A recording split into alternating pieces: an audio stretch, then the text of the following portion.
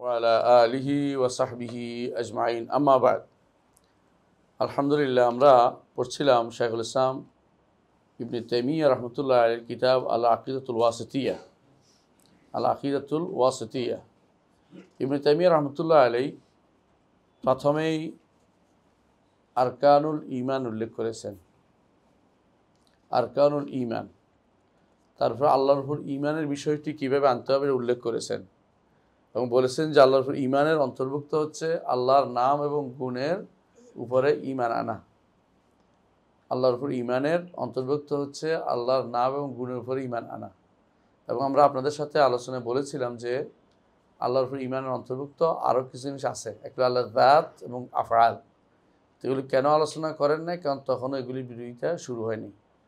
এই জন্য জাত এবং আফআল আলোচনা তিনি করেছেন। এরপরে আল্লাহর উপর ঈমানের অন্তর্ভুক্ত হচ্ছে আল্লাহর নাম এবং গুণের উপরে ঈমান আনা। এটার কিছু নীতিমালা তিনি বর্ণনা করেছেন। এরপরে তিনি দলিল দেওয়া শুরু করেছেন। কেন? কোরআন এবং সুন্নাহর বাইরে কোনো কিছু আমি নীতিমালা বানাইলে হবে না, নীতিটা যেন কোরআন এবং সুন্নাহ দ্বারা সমর্থিত হয়। এটাকে ইবনে তাইমিয়া রহমতুল্লাহ প্রাধান্য দিয়েছেন তার এই গ্রন্থে। তারপর তিনি দলিলগুলো উল্লেখ করেছেন যে অনেকগুলো প্রমাণ আমরা দেখাতে পারি। একটা একটা করে তিনি প্রমাণ দিয়ে যাচ্ছিলেন যে কোনো কোনো সূরা পুরাটাই আল্লাহর নাম এবং গুণের জন্য আসছে। কোনো কোনো সূরার মধ্যে সূরা এখলাসের কথা উল্লেখ করেছেন। তারপর তিনি বলেছেন কোরআনের সবচেয়ে বড় আয়াত হচ্ছে আয়াতুল কুরসি।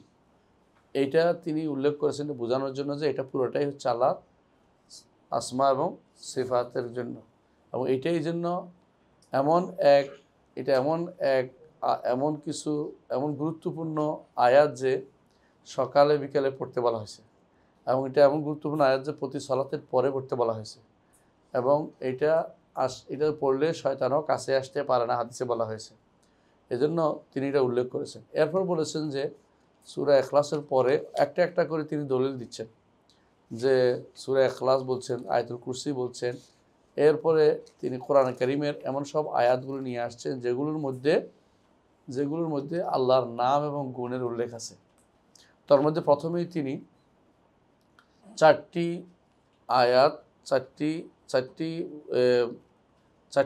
নাম এবং গুণ যেখানে আসছে সেগুলো উল্লেখ করেছেন। সেটা একটা আয়াতের মধ্যে, সেটা হচ্ছে ওয়াল আউয়াল ওয়াল আখির ওয়াল যাহির ওয়াল বাতিন ওয়া বিকুল্লি শাইইন আলিম, সূরা হাদীদের 3 নম্বর আয়াত। এখানে আমরা ওই দিন থেমেছিলাম, তাই তো? ইনশাআল্লাহ আমরা সামনে পড়ে যাব। শুধু এটা বলার জন্য এখানে থামা। ওয়াল আউয়ালু ওয়াল আখির, তিনি প্রথম, তিনি শেষ। প্রথম শেষ মানে তার আগে কেউ ছিল না। এটা তাফসীর হাদিসে আসছে, হাদিসও আসবে, তিনি আনবেন, হাদিসটাও আনবেন। কিন্তু আমরা এখানে অর্থটা বুঝতে হলে, আমরা বলেছিলাম কোরআন বুঝতে হলে কোথায় যেতে হবে? সবাই হাদিসে। হাদিস দ্বারা বোঝা যাচ্ছে ওয়াল আউয়ালু, সহিহ মুসলিমে হাদিসটা আসছে, ওয়াল আউয়ালু আলাইসা ক্বাবলাকা শাই, আপনার আগে আর কিছু নাই। ওয়াল আখিরু আনতাল আখিরু ফালাইসা বা'দাকা শাই, আপনার পরেও আর কিছু নাই। অর্থাৎ এই দুইটা হচ্ছে কিসের দিক থেকে?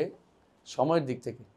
সময়ের দিক থেকে তিনি প্রথম, সময়ের দিক থেকে তিনি শেষ, তারপর কোনো কিছু নেই। তারপর দুইটা বলেছেন আল্লাহ তাআলা, সেটা হচ্ছে আয-যাহির ওয়াল বাতিন, তাই না? যে সব কিছুর উপরে, সময় স্থানের দিক থেকে উপরের সর্বোচ্চ স্থানে কে? আল্লাহ। স্থান নাই একথা অস্বীকার করা যাবে না। এই স্থান কোনো সৃষ্ট স্থান নয়, এটা অবস্থান বোঝানো, তিনি উপরে, এটা বোঝানো। যে স্থান আমরা বুঝি সৃষ্ট, এটা উদ্দেশ্য না, কারণ সৃষ্টির কোনো কিছুর উপর তিনি মুখাপেক্ষী নন। সুতরাং এইটা উপরে থাকার অর্থ সবসময় নিচেরটার মুখাপেক্ষী হওয়া নয়। আসমান উপরে আছে তাই বলে আসমান জমিনের মুখাপেক্ষী না, আসমান জমিনের মুখাপেক্ষী না, বুঝছেন তো? সুতরাং কেউ উপরে থাকার অর্থ নিচের মুখাপেক্ষী, এটা বলা জায়েজ নাই। আল্লাহ তাআলা আরশের উপরে আছেন বললেই নিচে আরশের মুখাপেক্ষী, এটা বলা জায়েজ নাই। উপরে আছেন বলেই নিচে মুখাপেক্ষী এমন কথা বলাও জায়েজ নাই। বুঝে আসছে? আল্লাহ তাআলা সর্বোপরি ওয়াল আউয়ালু ওয়াল আখিরু ওয়াজ যাহির ওয়াল বাতিন, সর্বোপরি আসছে যাহির অর্থ। যাহির অর্থ কি? উপরে। যাহির অর্থ এখানে প্রকাশিত অর্থ হবে না, তবে যে জিনিস উপরে থাকে তা প্রকাশমান থাকে, এটা স্পষ্ট। উপরে থাকলে বেশি প্রকাশ হয়, নিচে থাকলে কোনো না কোনো ঢাকনা পড়ে যায়। নিচে থাকলে ধরুন আপনার ঘরের, এই ঘরের ঢাকনা ওই ঘরে পড়ে গেছে। উপরে থাকতে সমস্ত ঘর সব দেখা যায়।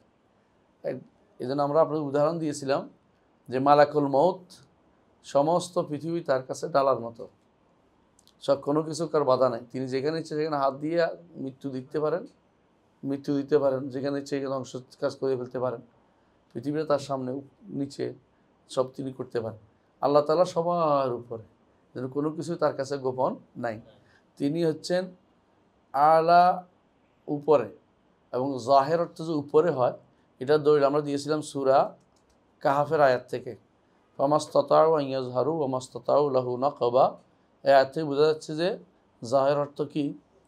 উপরে। কারণ তারা এখানে বলা হয়েছে যে এরা কি নাম ওদের, ইয়াজুজ মাজুজ, এই এই প্রাচীর প্রাচীর প্রাচীর উপরে উঠতে টপকাইতে পারে নাই। ফামাস্তাতাউ আন ইয়াজহারু ওয়া মাস্তাতাউ লাহু নাকবা, ছিদ্রও করে বেরোতে পারে না, উপর দিয়েও বেরোতে পারে না। শব্দ কি বলছে আল্লাহ? ফামাস্তাতাউ আন ইয়াজহারু, তো জহর অর্থ উপরে হয়, আমরা কোরআন থেকে দলিল দিচ্ছি। অনেকে এইটা নিয়ে আপনার সাথে তর্ক করতে পারবো, জহর অর্থ প্রকাশিত বলে, কোরআনে জহর অর্থ উপরে আমরা দেখতে পাচ্ছি, এই আয়াতের মধ্যে অন্য কোনো অর্থ তারা করতে পারবে না। বুঝে আসে? তো তারা বোঝা গেল যে জহুর অর্থ কি? উপরে। বাতিন অর্থ কি? বাতিন অর্থ দুইটা, বাতিন শব্দের দুইটা অর্থ আছে।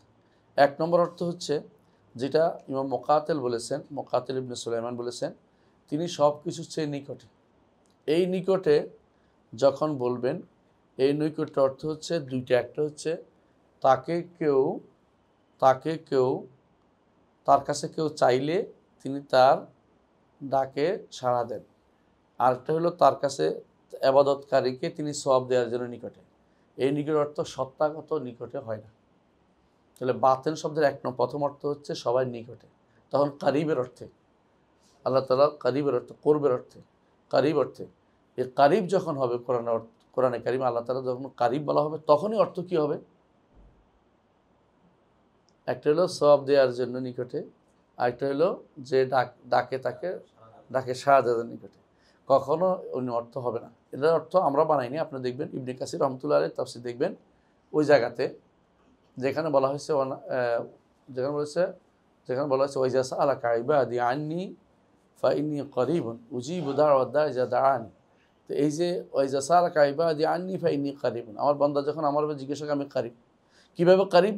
জবাব দিয়ে দিচ্ছে, উজিবু দাওয়াত দাঈ ইযা দাআন, আমাকে ডাকলে আমি তার ডাকে সাড়া দেই, অর্থাৎ সাড়া দেওয়ার জন্য নিকটে। আমি এখানে ডাক দিলেও আল্লাহ আশুর উপর থেকে শুনতে পান। এই জন্য এক সাহাবি, মহিলা সাহাবি খাওলা বিনতে সাআলাবা সম্ভবত ওনার নাম, তিনি যখন ডাকছে আল্লাহ তাআলা আসমান থেকে শুনতে পেয়েছেন এবং বলেছেন, আল্লাহ বলছেন কাদ সামিআ আল্লাহু কাওলাল্লাতী তুজাদিলুকা ফি যাওজিহা ওয়া তাশতাকি ইলাল্লাহ আল্লাহু ইয়াসমাউ তাহাবুরাকুমা ইন্নাল্লাহা সামিউন বাসীর। আল্লাহ তাআলা তিনি এর কারিব যখন অর্থ হবে, যখনই কারিব নিকট অর্থ হবে, তার অর্থ হলো তুই কী জবাব দেয়া? ডাকে সাড়া দেয়া। এক। দ্বিতীয় হচ্ছে আবাদতকারীকে সওয়াব দেয়া, আবাদতকারীকে সওয়াব দেওয়ার জন্য তিনি নিকটে। এই কারিব কখন সবসময় কারিব হলো খাস, করবে খাস বলে এটাকে। করবে খাস হলো বিশেষ নৈকট্য, বিশেষ নৈকট্য। আমি যদি বলি শামীম ভাই আমার কাছের মানুষ, তাই বলে কি উনি আমার ঘরের কাছে বাস করে না? মানে কি বিশেষ নৈকট্য, কারণ তার সাথে আমার সম্পর্কটা খুবই ঘনিষ্ঠ। আল্লাহ তাআলার সাথে সম্পর্ক ঘনিষ্ঠ কার? নবীয়িন, সিদ্দিকিন, শুহাদা, সালেহিন। তাই বলে যে ব্যক্তি বলে যে আমি একেবারে 150 তলার উপরে আছি, আল্লাহর নামাজ পড়ে না, সে কিন্তু নিকটে না। বুঝছেন তো? তো সুতরাং নৈকট্যের অর্থ কখনো আম না, এটা অর্থ কি? খাস, বিশেষ নৈকট্য। এটা কোনটা? এটা হলো তার ডাকে সাড়া দেওয়ার জন্য এবং তার ইবাদতকারীকে সওয়াব দেওয়ার জন্য। এই দুইটাকে মনে রাখতে হবে। কারিব দ্বারা কখনো লেগে থাকা বোঝায় না, এটা মনে রাখতে হবে। আর যখন বাতেনের আরেক অর্থ আছে, সেটা কি? বাতেন অর্থ হচ্ছে তিনি উপরে থেকেও আপনার সমস্ত কর্মকাণ্ড তিনি জানেন, পরিবেষ্টন করে আছেন। আপনি নিজে ইচ্ছা করে পরিবর্তন করবেন একটা কিছু তিনি জানবেন না, তা হইতে পারে না। তিনি আপনি যত কিছু করেন না কেন, এমনকি গোপনে কোন জায়গায় হাত বাড়াচ্ছেন, কোন জায়গার টাকা কোথায় নিয়ে যাচ্ছেন, তিনি কিন্তু ঠিকই দেখে। কোন পয়সা কোন জায়গায় খরচ করতেছেন তিনি বুঝে। তাহলে এই অর্থেও তিনি কি? বাতেন। বাতেনের এই অর্থ কি? এই অর্থ হচ্ছে, এটা অর্থ হচ্ছে একটা ব্যাপক, তার ইলম আছে, তার কুদরত আছে, আরশের উপর থেকেও সব কিছু তিনি পরিবেষ্টন করে আছেন। এই বাতেনের অর্থ কি? পরিবেষ্টন করা। বাতেনের এটা হচ্ছে বাতুনে ইলমুহু বলে, এই জন্য তার এলেম দিকে আলমরা সালফে সালিহিন অনুবাদ করেছেন। তার এলেম একেবারে সব কিছু ভিতরে রয়েছে। এলেম অর্থ হলো সিফাত না, তার জ্ঞান, তিনি জানেন। এটা যদি কেউ বলে যে তার সিফাত সৃষ্টির ভিতরে, এটাও জায়েজ নেই। তার একমাত্র একটা সিফত সৃষ্টির ভিতরে আসছে, সেটা কোনটা? কোরআনে কারীম। আর কোনো সিফত স্রষ্টার কাছেই, সব সৃষ্টি স্রষ্টার কোনো সিফত সৃষ্টির ভিতরে নাই। এই জন্য আমরা যেটা বলছি, বাতেনের কয়টা অর্থ বলছি? দুইটা, যেন একটু পরে প্রশ্ন আসলে উত্তর দিতে পারে। আচ্ছা, ভুল করা যাবে না, দুইটা অর্থ বলছি। এবং প্রথমটার অর্থ স্পষ্ট, দ্বিতীয়টার অর্থ স্পষ্ট। দ্বিতীয়টা হলো আম, প্রথমটা হচ্ছে খাস। খাস যখন হবে তখন কিসের অর্থ হবে? এক হবে, কারিবের সাথে এক হয়ে যাবে অর্থ। আর বাতেন যখন আম হবে তখন দুনুর সাথে এক হবে। দুনু অর্থ তিনি নিকটে, তিনি সেই নিকট অর্থ। তখন আম হলে যেটা দুইটা বাতেন এবং দুনু একই অর্থ হবে। কিন্তু কারিব কখনো আম হয় না, কারিব সবসময় কী হয়? খাস হয়। এটা আমি আলোচনা করেছি আমার ফাতাওয়াল হামাবিয়াল কুবরার মধ্যে, বিস্তারিত আলোচনা করেছি, আপনারা দেখেছেন। তো আমরা এখানে এসে আমরা থামছিলাম, সামনে অর্থগুলো বলিনি আমরা। এই যে হুয়াল আউয়াল ওয়াল আখির ওয়াজ যাহির ওয়াল বাতিন, সূরা হাদীদের 3 নম্বর আয়াত থেকে আমরা যে সমস্ত শিক্ষা পাই, 1 নম্বর হচ্ছে আউয়াল, তিনি একটা নামও পাইলাম, আউয়ালিয়া তার গুণ। আখির, তিনি একটা নাম পাইলাম, আখিরিয়া তার একটা গুণ। যাহির, তার একটা নাম পাইলাম, এবং উলু, উপরে থাকা, তার একটা গুণ। বাতিন, তার একটা নাম পাইলাম, এবং সব কিছু সম্পর্কে যথাযথ জ্ঞান রাখা, এটা তার একটা গুণ। এই যে এই কয়টা নামও পাইলাম, গুণও আমরা পাইলাম। তো নাম গুণের মাধ্যমে আল্লাহ তার পরিচয় দিয়েছেন। দেখেন, হুয়াল আউয়াল শুরু করেছেন, হুয়াল্লাহুল্লাযী লা ইলাহা ইল্লা হু হুয়াল হাইয়ুল্লাযী লা ইয়ামুত। এইভাবে আল্লাহ তাআলা তার নাম এবং গুণগুলি দিয়ে নিজের পরিচয় তুলে ধরেছেন। কেউ যদি কোনো আল্লাহর নাম এবং গুণ না জানে, তাহলে আল্লাহ তাআলার পরিচয় সে জানতে পারে নাই। দুর্ভাগ্য হচ্ছে, সবচেয়ে দুর্ভাগা। আল্লাহর নাম গুণকে অস্বীকার করলে সে আরও বড় দুর্ভাগা। আল্লাহর নাম গুণ অস্বীকার করলে সে আল্লাহ সম্পর্কে জানতে পারে না। আল্লাহর নাম যত বেশি জানবে, আল্লাহ সম্পর্কে সে বেশি জানবে। তাহলে আমরা কয়েকটা জিনিস পেয়েছি, যে তিনি আউয়াল, তিনি আখির, তিনি উলু, এবং তিনি সবচেয়ে নিকটে। কি দিক থেকে? কোন দিক থেকে?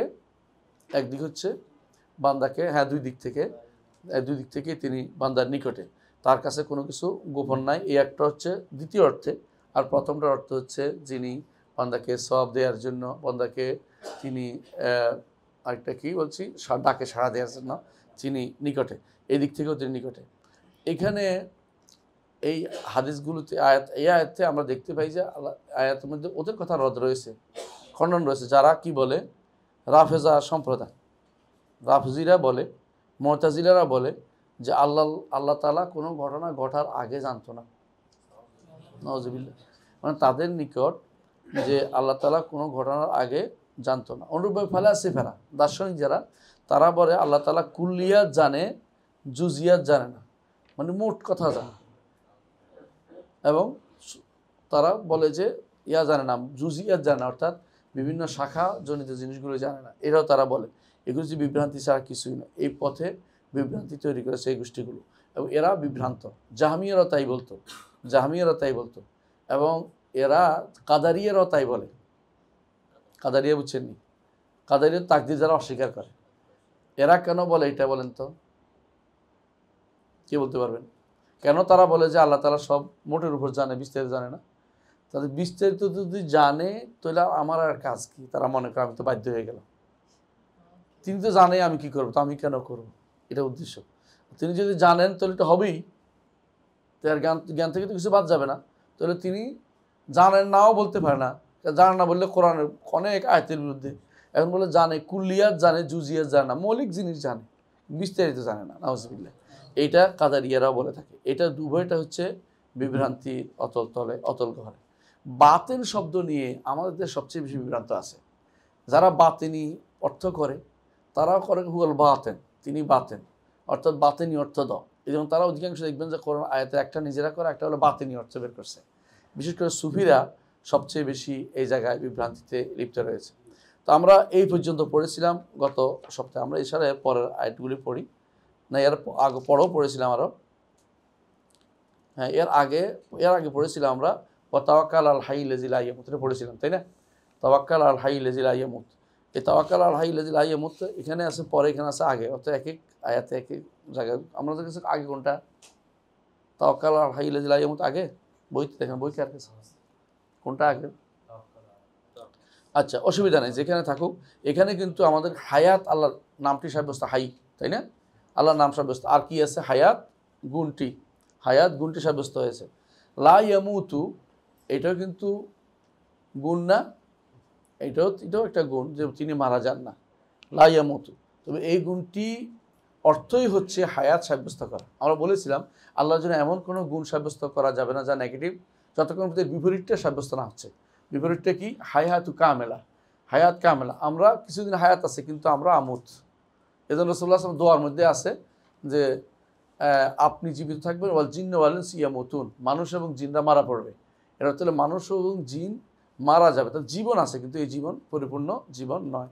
আল্লাহর জীবনটা পরিপূর্ণ, এই জন্য আল্লাহর হায়াত, তিনি শুধু হায়াত মানুষকে দেন, এই জন্য তার হায়াত কামেল, সিফা কামেলা হওয়ার কারণে এইটাকে উল্লেখ করে শেষে বলছে আল্লাযী লা ইয়ামুত, অন্য সব মরবে, কিন্তু আল্লাহ তাআলার জন্য কোনো মৃত্যু সিফা সাব্যস্ত করা যাবে না। এই জন্য লা ইয়ামুত বলছেন, নইলে কোনো কারণ নাই, কোনো কারণে উল্লেখ করা লা ইয়ামুত, কারণ পরিপূর্ণ সাব্যস্ত করার জন্য। নেগেটিভ গুণ আমরা আগে বলেছিলাম, নেগেটিভ প্রত্যেকটি গুণের উদ্দেশ্য হচ্ছে, আল্লাহ যে সমস্ত নেগেটিভ গুণ আছে উদ্দেশ্য হচ্ছে ইসবাত, তার বিপরীতটা পরিপূর্ণভাবে সাব্যস্ত করার জন্য। যেমন আল্লাহ তাআলা কোরআনে কারীম বলেছেন আস-সামাদ, ওয়াল্লাহুল আহাদ, আল্লাহু আহাদ আস-সামাদ। এই সমাদ বোঝানোর জন্য, সমাদ কি? সেটা হচ্ছে লাম ইয়ালিদ ওয়া লাম ইউলাদ ওয়া লাম ইয়াকুল লাহু কুফুয়ান আহাদ। এতগুলি বলছে কেন? সমাদটা সাব্যস্ত করার জন্য। এই জন্য আল্লাহর জাতের জন্য, আল্লাহর জাতের পরিচয় যখন আপনারা দিবেন, কয়েকটা জিনিস লাগবে। এক নম্বর হচ্ছে, প্রশ্ন করলে যেন উত্তর দিতে পারেন, যে তিনি একক, আহাদ। দুই নম্বর হচ্ছে তিনি সামাদ। তিন নম্বর হচ্ছে তিনি আলিন আলা খালকি, সমস্ত সৃষ্টির উপরে। চার নম্বর হচ্ছে যে এমন এক সত্তা তিনি, যে তিনি সৃষ্টির ভিতরে নন, সৃষ্টির ভিতরে নন, সৃষ্টির ভিতরে নন। বুঝতে পারছেন? তো আল্লাহর পরিচয় দেওয়ার জন্য, সত্তার পরিচয় কিন্তু এগুলি আসবে, সত্তার পরিচয় দেওয়ার জন্য। তো এই যেহেতু আপনি দেখছেন সমাদ বলতে হবে কেন? কারণ সমাদ যখন বলবেন তখন অর্থ কি? অমুখাপেক্ষী। যদি কেউ জন্ম দানের জন্য হয় তাহলে মুখাপেক্ষী আরেকজনের, আর যদি জন্ম নিতে হয় সেটাও মুখাপেক্ষী। আর যদি কোনো তার মতো কেউ হয়ে যায় তাহলে চাওয়ার মতো অমুখাপেক্ষী হইতে পারতেছে না, আরেকজন রয়ে গেছে। তাহলে সমাদ, তিনি নিজে পরিপূর্ণ, তার মতো কেউ হইতে পারবে না, নিজে অমুখাপেক্ষী। এটা প্রমাণ করার জন্য পরের তিনটা আয়াত আসছে। আল্লাহু আহাদ, আল্লাহু সামাদ, লাম ইয়ালিদ ওয়া লাম ইউলাদ ওয়া লাম ইয়াকুল লাহু কুফুয়ান আহাদ। শুধু সমাদ থেকে সাব্যস্ত করার জন্য, আহাদ থেকে সাব্যস্ত করার জন্য। আহাদ এমন যে তার মতো কোনো কিছু নাই। আহাদ অর্থ কি? একক। এর অর্থ হলো লাম ইয়াকুল লাহু কুফুয়ান আহাদ। আর সমাদ অর্থ হচ্ছে তিনি কিছুর মুখাপেক্ষী নন, সব কিছু তার মুখাপেক্ষী। তাহলে এই দুইটা, এই জন্য সমস্ত যত নেগেটিভ গুণ আসছে দেখবেন সবগুলির বিপরীতে পজিটিভ গুণ উল্লেখ করা হয়। নেগেটিভ গুণ, শুধু নেগেটিভ গুণ উল্লেখ করার জন্য বৈধতা নাই। এজন্য যদি কেউ বলে আল্লাহ উপরে নয়, নিচে নয়, নয় নয় নয় নয়, তো বলছে তুমি কেন আল্লাহ সাব্যস্ত করতেছো না? কারণ এই জন্য আমরা বলছিলাম সুলতান মাহমুদ সবকতগীন কি বলছিল? সুলতান মাহমুদ সবকতগীনের দরবারে ইবনে ফরক আসছে, আবু বকর ইবনে ফরক, বড় আলেম। আলেম কার? বাইহাকি, ইমাম বাইহাকির উস্তাদ। ইমাম বাইহাকিকে যদি বলতে পারি, বলে একটা সাহস করে বলতে পারি, তিনি আকীদা নষ্ট করে দিছে ইবনে ফরক। ইবনে ফরক ছিল আশারি আলেমদের মধ্যে বড় আলেম, মুনাজারা করে বেড়াইতো ওই সময়। ইবনে ফরকের সময়টা ছিল বাগদাদে খলিফা কাদের বিল্লাহ ছিল। ওই সময় খলিফা কাদেরিয়া বলতো, আকিদাল কাদেরিয়া একটা বিখ্যাত আকিদাই ছিল, একটা আকিদাতুল কাদেরিয়া। কারণ সহি আকিদার উপরে তিনি একটা বই লিখেছেন। তো এইটা তিনি বিভিন্ন জায়গায় প্রসার করেছেন। ইমাম আহমদ ইবনে হাম্বলের আকিদায় প্রচার হবে, আর কারো কথা যেন চলবে না, এটা বলছে। তো বেশিরভাগ যারা বাগদাদে ছিল পালাই পালাই এদিক সেদিক গেছে। ওদের মধ্যে একজনে ইয়াতে আসছে, ইমাম এই সুলতান মাহমুদ সবকতগীনের দরবারে এসে আশ্রয় নিছে। তিনি হচ্ছেন ইবনে ফরক। সুলতান মাহমুদ সবকতগীন নাম শুনেছেন আপনারা? ভারতবর্ষ 17 বার আক্রমণ করছে, যে সুলতান মাহমুদের কথা বলতেছি। 17 বার ভারতবর্ষ জয় করেছে তিনি, 17 বার। ওই যে সোমনাথ মন্দির ভাঙছে, যে হিন্দুরা এখন তার নামে খুব ঘৃণা করে। তো তো উনি ওনার দরবারে উনি কিন্তু সহি আকীদার ছিলেন। তো ওনার দরবারে একদিন উনি বললেন যে আল্লাহর পরিচয় দাও। তো বলতেছে আল্লাহর পরিচয় হচ্ছে তিনি সৃষ্টির বাইরেও নন, সৃষ্টির ভিতরেও নন, জগতের বাইরেও ভিতরেও নন, তিনি উপরেও নন, নিচেও নন, তিনি ডাইনেও নন, বামেও নন। তো তিনি বললেন আচ্ছা তাহলে তুমি তো একটা পরিচয় দিলে, আল্লাহর পরিচয় দিচ্ছ, এমন জিনিসের পরিচয় দিচ্ছ অস্তিত্ব নাই, এটা একটা পরিচয় দাও। তো বলছে এমন জিনিস পরিচয় যেটা সৃষ্টির ভিতরে না বাইরে, কত একই কথাই তো বললো ঘুরে ঘুরে, তাহলে আল্লাহ তো অস্তিত্ব হচ্ছে না। তো রেগে মেগে ফায়ার হয়ে গেছে, মানে বিশ্ব আলেমেরা হঠাৎ করে আক্রমণ করলে কিন্তু রেগে যায় খুব, তো ধরতে পারতেছে না, কিন্তু বাদশারও কিছু বলতে পারতেছে না, অন্য কেউ হলে তো মারামারি লাগিয়ে যেত। তো বের হওয়ার সময় ওই ঘাড়ের তারটা ছেড়ে গেছে, মানে ছেড়ে মরে গেছে, সাক্ষাৎ মোরারা তুহু আমাত, মরে গেছে বুঝে। এখন আশারিরা বলে যে ওনারা বিষ খাওয়াই মেরে ফেলছে, আসলে বিষ খাওয়াই মরে রেগে রেগে রেগে মেগে মরে গেছে। তো কারণ হচ্ছে উত্তর দিতে পারে নাই তো, কারণ সুলতান মাহমুদ সহি আকীদার ছিলেন, তিনি বলতেন যে অবশ্যই আল্লাহ তাআলা আরশের উপর আছে, কোরআন সুন্নাহ তিনি বিশ্বাস করতেন, কারণ এটা আকিদাল কাদেরিয়া। কাদেরিয়া কেন? খলিফা কাদের বিল্লাহ ছিলেন বাগদাদে, তিনি ওনাকে ইয়ামিনুদ্দৌলা লকব দিছে, কারে? এই সুলতান মাহমুদ সবকতবিনকে। তখনকার দিনের শাসকরা বিভিন্ন জায়গায় শাসন করতো, আর খলিফার থেকে একটা অনুমতিপত্র পাইতো, বুঝলেন তো কথাটা। তো খলিফার তেমন কোনো বড় ক্ষমতা ছিল না, সেনাবাহিনীটা থাকতো না, ওরা যুদ্ধ লাগলে আরেকজনের কোথায় তুই এরা ঠান্ডা কর এরকম বলে দিত, মানে এরা লাগাই রাখতো, উনি আরাম ঘুমায় যেত, এরকম অবস্থা ছিল। তখন যুদ্ধ এরকমই ছিল অনেকটা। খলিফারা বলতে পারেন যে অনেকটা নিজেরা যুদ্ধবিহীন জীবনযাপন করতে পছন্দ করতো, বাগদাদকে নিয়ে আমার খেলাফত মনে করতো এটা, আর সবাই আমারই লোক, তো বিভিন্ন জায়গায় দখল করে আছে, একজনরা এখন দখল করে বলতে তো খলিফারে কিছু টাকা পাঠাই দাও, আচ্ছা তোমারও মেনে নিলাম, এরকম অবস্থা ছিল। তো ইয়ামিনুদ্দৌলা লকব দিয়েছে ওনারে, কারে? সুলতান মাহমুদকে। অর্থাৎ আমার রাষ্ট্রের ক্ষমতা তোমার আল্লাহ তাআলা দিছে তোমার, এটা বলছে রাষ্ট্রের ক্ষমতা। ইয়ামিন ডান হাত, রাষ্ট্রের ডান হাত, বলে ডাইনি রোজির বামে রোজির, এরকম। তো এই দুই দিক থেকে তিনি ইয়ামিনুদ্দৌলা, ক্ষমতার দিক থেকেও ডাইনির দিক থেকেও। তো এই এরা কি করছে, কখনো এই সিফাতগুলিকে নেগেটিভ শুধু উল্লেখ করে, পজিটিভ উল্লেখ করে না। হচ্ছে আল্লাহ তাআলা সবসময় নেগেটিভ পজিটিভ দুটোই উল্লেখ করেছেন। যেমন কি বলেছেন, লাইসা কামিসলিহি শাই, এরপরে কি বলছেন, ওয়াস সামিউল বাসির। শুধু লাইসা কামিসলিহি শাই বলে থেমে দিলে আপনি কিছুই বলতে পারতাম না, তার মতো কোনো কিছু নাই, তাহলে কিছুই নেই, কিন্তু আবার বলছে সামিউল বাসির, সাব্যস্ত করতে হবে তিনি সামি এবং বাসির। এখন যদি কেউ বলে তার মতো কোনো কিছু নাই, কিন্তু কথা শেষ হয়নি, তার মতো কিছু নাই, কিছু না শাই, কিন্তু তিনি শাই যদি হন, কারণ আল্লাহ তাআলা বলছেন কুল আইয়ু শাইইন আকবারু শাহাদা, সবচেয়ে বড় সাক্ষীকে হচ্ছে কুলিল্লাহ, আল্লাহ নিজে বলছে আল্লাহ তাআলা শাই, অর্থাৎ আল্লাহ অস্তিত্ব আছে, অস্তিত্বশীলকে শাই বলা হয়। অস্তিত্ব যদি হয়, আমার তো অস্তিত্ব আছে, আল্লাহর অস্তিত্ব আছে, সমান হয়ে গেল না? আমিও সামির তিনিও সামির, আমিও বাসির তিনিও বাসির, কিন্তু না, একরকম না। স্রষ্টার হিসাবে তিনি সামির এবং বাসির, আমি সৃষ্টি হিসাবে সামির এবং বাসির, দুইটার মধ্যে বিশাল পার্থক্য রয়েছে। কোরআনে কারীম আল্লাহ তাআলা সামি বাসির বান্দাকেও বলেছে, কোথায় বলেছে? হাল আতা আলাল ইনসানি, সূরা দাহরের শুরুতে, হ্যাঁ, হাল আতা আলাল ইনসানি হিনুম মিনাদ দাহরি লাম ইয়াকুন শাইআন মাযকুরা ইন্না খালাকনাল ইনসানা মিন নুতফাতিন আমশাজিন নাবতালিহি ফাজআলনাহু সামিআন বাসীরা। মানুষও সামির বাসীর, মানুষও বাসীর, আল্লাহ সামি, আল্লাহ বাসীর, একরকম হওয়া জরুরি না। শব্দ মিলিলেও তার হুকুম কী হবে? ভিন্ন হবে, বাস্তবতা ভিন্ন হবে। তাহলে আমরা এই দুটি জানলাম যে একটা হচ্ছে কি, আল্লাহর জন্য সাব্যস্ত করতে হবে কি গুণগুলো কোরআনে কারিমে আসছে, হাদিসে আসছে।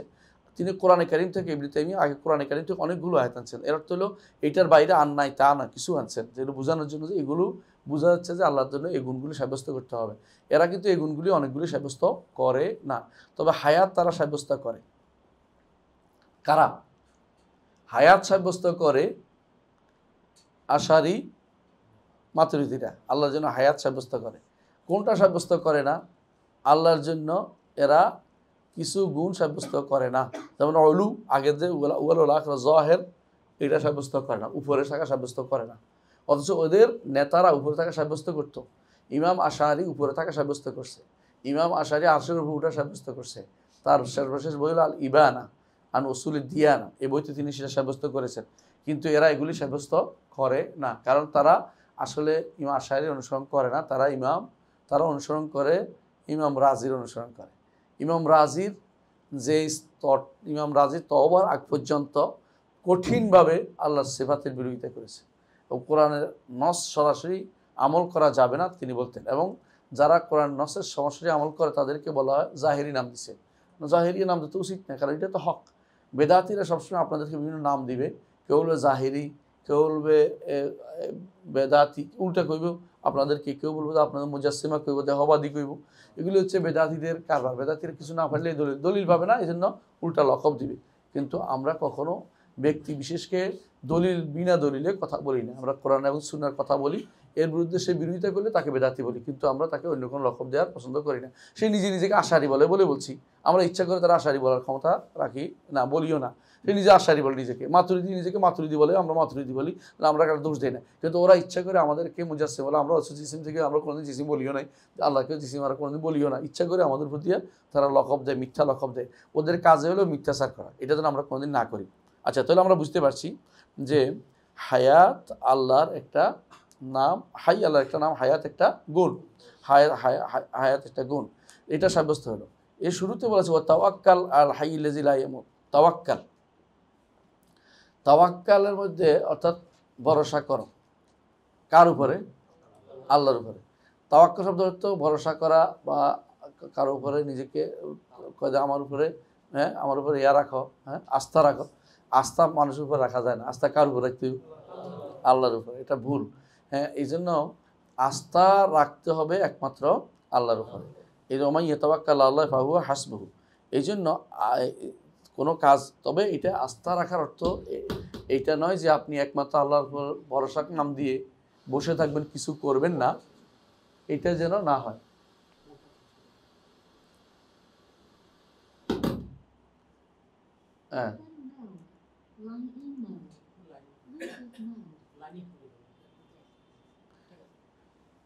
যেটা বলছিলাম, তাওয়াক্কুল অর্থ এই নয় যে আমি কোনো কাজ করবো না, ঘরে বসে থাকবো, এটা কিন্তু না। তাওয়াক্কুল অর্থ আসবাব ধরতে হবে, তা আসবাবের উপরে এতেমাদ করা যাবে না, নির্ভর করা যাবে না। আসবাব ধরবেন, আসবাব নির্ভর করা যাবে না। যেমন রাসূলুল্লাহ সাল্লাল্লাহু আলাইহি ওয়াসাল্লামের কাছে এক সাহাবী আসছে, উট রেখে আসছে, বলছে যে উট কী করছো? আল্লাহর ভরসা করে রেখে দিচ্ছি। বলে না, আগে উটের বাঁধো, তারপরে ভরসা করো। তাহলে আসবাবটা এখতিয়ার করাটা, এটা কি রাসূলুল্লাহ সাল্লাল্লাহু আলাইহি ওয়াসাল্লাম আমাদেরকে জানিয়েছেন কীভাবে এখতিয়ার করতে হবে। তবে আসবাবের উপর নির্ভর করা যাবে না, নির্ভর করলে এটা কি হবে? কখনো শিরক হয়ে যাবে। এই জন্য তাওয়াক্কুল তিন প্রকার। এক প্রকার হচ্ছে আল্লাহর উপরে তাওয়াক্কুল করা, এটা কি তাওহীদ। এটা কি তাওহীদ। আল্লাহ ছাড়া অন্য কারোর উপরে তাওয়াক্কুল করলে এটা কি? এইটা তিন রকম হবে। এটা তিন রকম। এক নম্বর হচ্ছে যদি এমন জিনিস হয় যেটা আল্লাহ ছাড়া কেউ দিতে পারে না, তাহলে শিরক হবে। আর এমন জিনিস হয় মানুষ দিতে পারবে, তবে তার দিকে আমি সম্পর্ক হিসাবে ন্যস্ত হয়ে পড়ছি, তখন শিরকে আসগর হবে। তাহলে শিরকে আকবরও আছে, কি আছে? আসগরও আছে। আসগর তো বুঝছেন, মানে ধরেন আমাকে আপনার চশমাটা আমাকে দিয়ে দিতে পারেন, আমি বলতে চশমাটা আশা ভরসা করে বসে আছি, চশমা আমার বানাই দিবে, এরকম। এইটা কিন্তু আসবাবের প্রতি নিজেকে কী করা? সম্পৃক্ত করে দেয়া।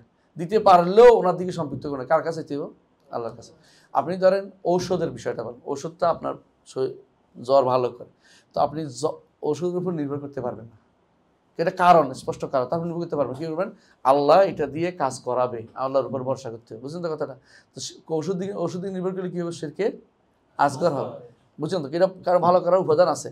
আর যে ভালো করার উপাদান নাই থাকে, আপনি একটা কি লাগাইলেন? তাগা লাগাইলেন, বালা লাগাইলেন, যেগুলোর সাথে কোনো কাজ নেই, তাহলে শিরকে আকবর হয়ে যাবে। এই জন্য কখনো শিরকে আসগর, কখনো আকবর হয়ে যায়। তাহলে বোঝা গেল যে প্রকাশ্য জিনিসের উপরে কখনো কখনো কি করে, যদি কোনো কারণের উপর নির্ভর করে, তাহলে সেটা কি হয়? শিরকে আসগর হয়। যেটার মধ্যে কারণ আসলে আছে, তারপর নির্ভর করা যাবে না। কারণ আছে, তারপরে তার উপরে কোনো ভরসা করা যাবে না। ভরসা কার করতে হবে? একমাত্র আল্লাহ। তাহলে শিরিক থেকে মুক্ত হচ্ছে না, কিন্তু হয় শিরকে আসগর, না হলে শিরকে আকবর, দুইটার একটা। এক তাওয়াক্কুল এক প্রকার হয়েছে কি তাওহীদ, সেটা কোনটা? একমাত্র আল্লাহর উপর ভরসা করা। আল্লাহর আর দুই প্রকার আছে, যেটা আল্লাহ ছাড়া অন্য কারো উপর হইলে কখনো শিরকে আকবর হয়, কখনো শিরকে আসগর হয়। আর একটা হয়েছে তাওকিল, কাউকে কোনো দায়িত্ব দেয়া। এটা কোনো গুনার কাজ না। যদি আপনি তাওকিল দিলেন, আপনি বললেন যে আমার জন্য রুটি কিনে নিয়ে আসো, দায়িত্ব দিলেন, এটা ওয়াকালা বলে, উকিল বানায় না? আপনারা তো অনেক সময় উকিল বানান, কোর্টে উকিল, অমুকের উকিল বানায়, এটা জায়েজ আছে, এটা কোনো নাজায়েজের কোনো কিছু নেই। কাজ সমাধা করার জন্য কাউকে একটা দায়িত্ব দেয়া, তবে কাজের জন্য তার উপর কার উপরে ভরসা না করা। ভরসা কারো কাজটা হওয়ার জন্য আল্লাহর উপরে, দায়িত্ব দিতে পারবেন কাউকে, নাহলে তো দুনিয়া চলতো না। যেমন রাষ্ট্রপ্রধান দায়িত্ব দেয় যে আমার অমুক বিভাগটা আপনি দেখেন, ওই বিভাগটা আপনি দেখেন, এটা না জানেন, তবে সে করতে পারবে, হ্যাঁ, তার উপরে নির্ভর করা জায়েজ নাই, তখন শিরক হয়ে যাবে। কথা বুঝতে আসছে? তো এই জিনিসগুলো আমাদের জানা থাকা দরকার। যাক, আমরা এটা অতিরিক্ত আলোচনা করছি তাওয়াক্কুলের ব্যাপারে। আমরা আমাদের জায়গায় চলে আসি, যেখানে বলা হয়েছে যে তাওয়াক্কাল আলাইহি, এরপরে বলা হচ্ছে হুয়াল আউয়াল ওয়াল আখির যাহাল বাতিল, তো পড়ছি আমরা, তাই না? আজকের দার্স হচ্ছে আমাদের, এটা আগের দার্স আলোচনা ছিল, আজকের দার্স হচ্ছে আমাদের ওয়াহুয়াল আলিমুল হাকিম। ওয়াহুয়াল আলিমুল হাকিম, দুইটা জিনিস এখানে, সূরা তাহরিমের 2 নম্বর আয়াত, ওয়াহুয়াল আলিমুল হাকিম। ওয়াহুয়াল আলিমুল হাকিম, আলিম এবং হাকিম দুইটা আল্লাহর নাম না? ইলম এবং হিকমত দুইটা গুণ, ইলম এবং হিকমত দুইটা গুণ। এখন প্রশ্ন হচ্ছে ইলম কাকে বলে? হ্যাঁ, ইলম হচ্ছে দিদ্দাল জাহাল, না জানার কথা, দিদ্দাল জাহাল, কোনো কিছু না জানলে সেটা জাহেল বলে। এখন আপনি কি বলবেন আল্লাহ জাহেল নয়? হ্যাঁ, একটা গোষ্ঠী আছে আল্লাহ জাহেল নয় বলে। কেন বলে এই কথাটা? হ্যাঁ, জাহেল নয় কথা বলার উদ্দেশ্য কি তাদের জানেন? ইলম যেন বলা না লাগে, মানে পজিটিভ গুণ বলবে না, নেগেটিভ গুণ বলতে রাজি আছে। আমি যদি বললাম জাহেল নয়, তখন ইলমের মাসালা 2 রকম। একটা হচ্ছে আপনি কিছু ইলম অর্জন করে হয়, বুঝছেন কিনা, আর কিছু ইলম আপনাকে আল্লাহ দিয়ে দিয়েছেন। আপনারটার কথা বলতেছি, আল্লাহকে আপনি দুনিয়াতে আসার পরেই ছোট বাচ্চাকে দুধ খাইতে হবে, এই জ্ঞানটা আল্লাহ তাআলা তার মুখের মধ্যে দিয়ে দিয়েছেন, এটা গারিজা বলে, বিশেষভাবে দিয়েছেন। আর কিছু ইলম আপনি পড়ে লেখে লেখে শিখতেছেন কষ্ট করে, তাই না? 2 রকমের ইলম আছে, একটা হলো মুক্তাসাবা, একটা হলো গারিজিয়া, স্পষ্ট দিয়ে দেয়া, একটা হলো আমি অর্জন করে নিয়েছি। এই দুইটা আল্লাহর পক্ষ থেকে, কিন্তু একটা হচ্ছে বিশেষভাবে তিনি দিয়ে দিয়েছেন, এখন অর্জন করছে বলা যায় না। ছোট বাচ্চা কিছুই অর্জন করে না, কিন্তু তাকে আল্লাহ তাআলা ঠিকই কী করে, মায়ের দুধ টানার মতো জ্ঞান তাকে দিচ্ছে। তো এই হচ্ছে মানুষের ইলম। আল্লাহর ইলম কি এরকম নাকি? কোনোটা এরকম না। আল্লাহর ইলম এইটা কোনোভাবেই, এটার আপনি কোনো পাবেন না যে আমাদের মতো যে আমরা কি করি, অতীতের জ্ঞান, বর্তমানের জ্ঞান, ভবিষ্যতের জ্ঞান, তো না জানলে হয় না, যেটা এটা কীভাবে জানি না।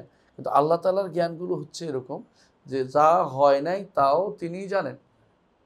আল্লাহ তাআলার জ্ঞান হচ্ছে যা হয় নাই তাও তিনি জানেন, হইলে কিভাবে হইতো তাও তিনি জানেন, হইলে কিভাবে তাও তিনি জানেন।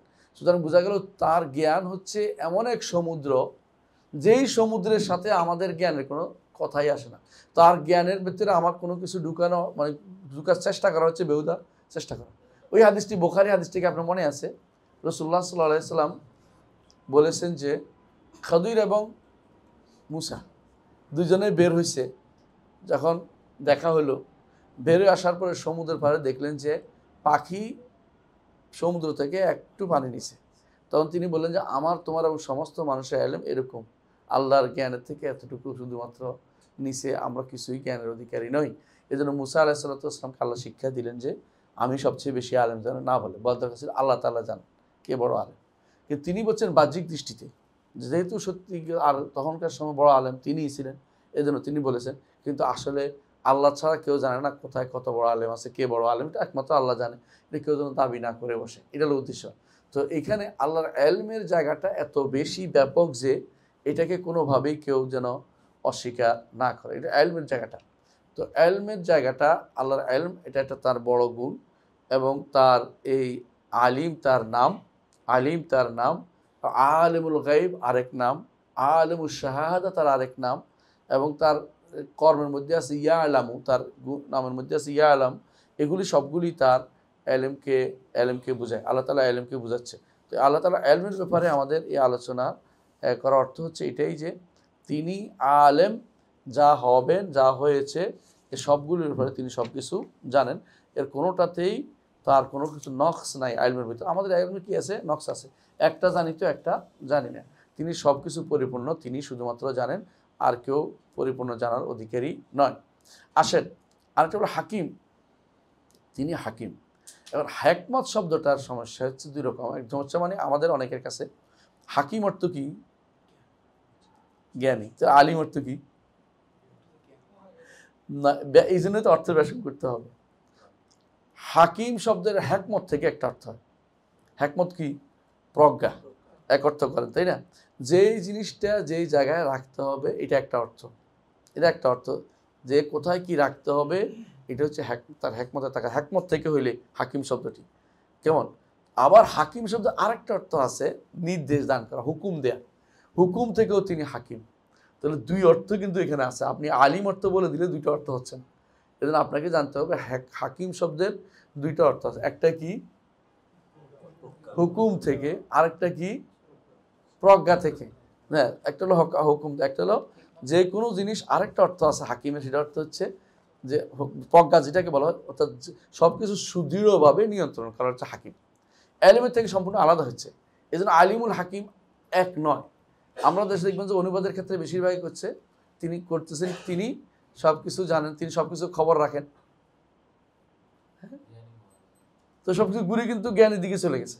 এই জন্য আমার তাফসিরের মধ্যে দেখবেন শেখ মোহাম্মদ সালেহ আল উসাইমিন যেটা উল্লেখ করছে, আমি সেটা উল্লেখ করেছি, হাকিমের 2-3টা উল্লেখ করেছি আমার তাফসিরের মধ্যে। বিশেষ করে এটা পাবেন কোথায়, 3 নম্বর অথবা 4 নম্বর খণ্ড, অথবা 4 নম্বর খণ্ডের মধ্যে এটা পাবেন, 3য় অথবা 4th খণ্ডে সেটা পাবেন, যেটা বাড়তি অংশ পরে যোগ করেছে এটাতে আছে। তো এটাতে আছে হাকিম শব্দ, যেখানে পাবেন সেখানে দেখে নিয়ে বিস্তারিত আছে।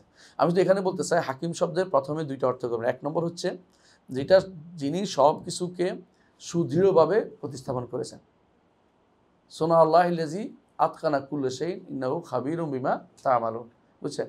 তো ইতকান, যেটা খাবির কেন বলা, সেখানে ইতকান করছেন। যেমন তিনি পৃথিবীকে এমন জায়গা রাখছেন যাতে পুড়ে না যায়, পৃথিবী এমন জায়গা রাখছেন যাতে পুড়ে না যায়। আর নিচেও রাখেন না যাতে কি না হয়, বরফ হয়ে যায়। কথা বুঝছেন কি না? আবার ঠিক আছে, প্রত্যেকটা প্রাণীকে তাকে মধুমক্ষিকে বলছে গাছের উপরে যেন করতে, তাই না, বাসা বাঁধতে। কেন? যদি নিচে বাঁধে তাহলে ময়লা ঢুকবে, পানি ঢুকবে, খেয়ে ফেলবে, শিয়ালে খেয়ে ফেলবে।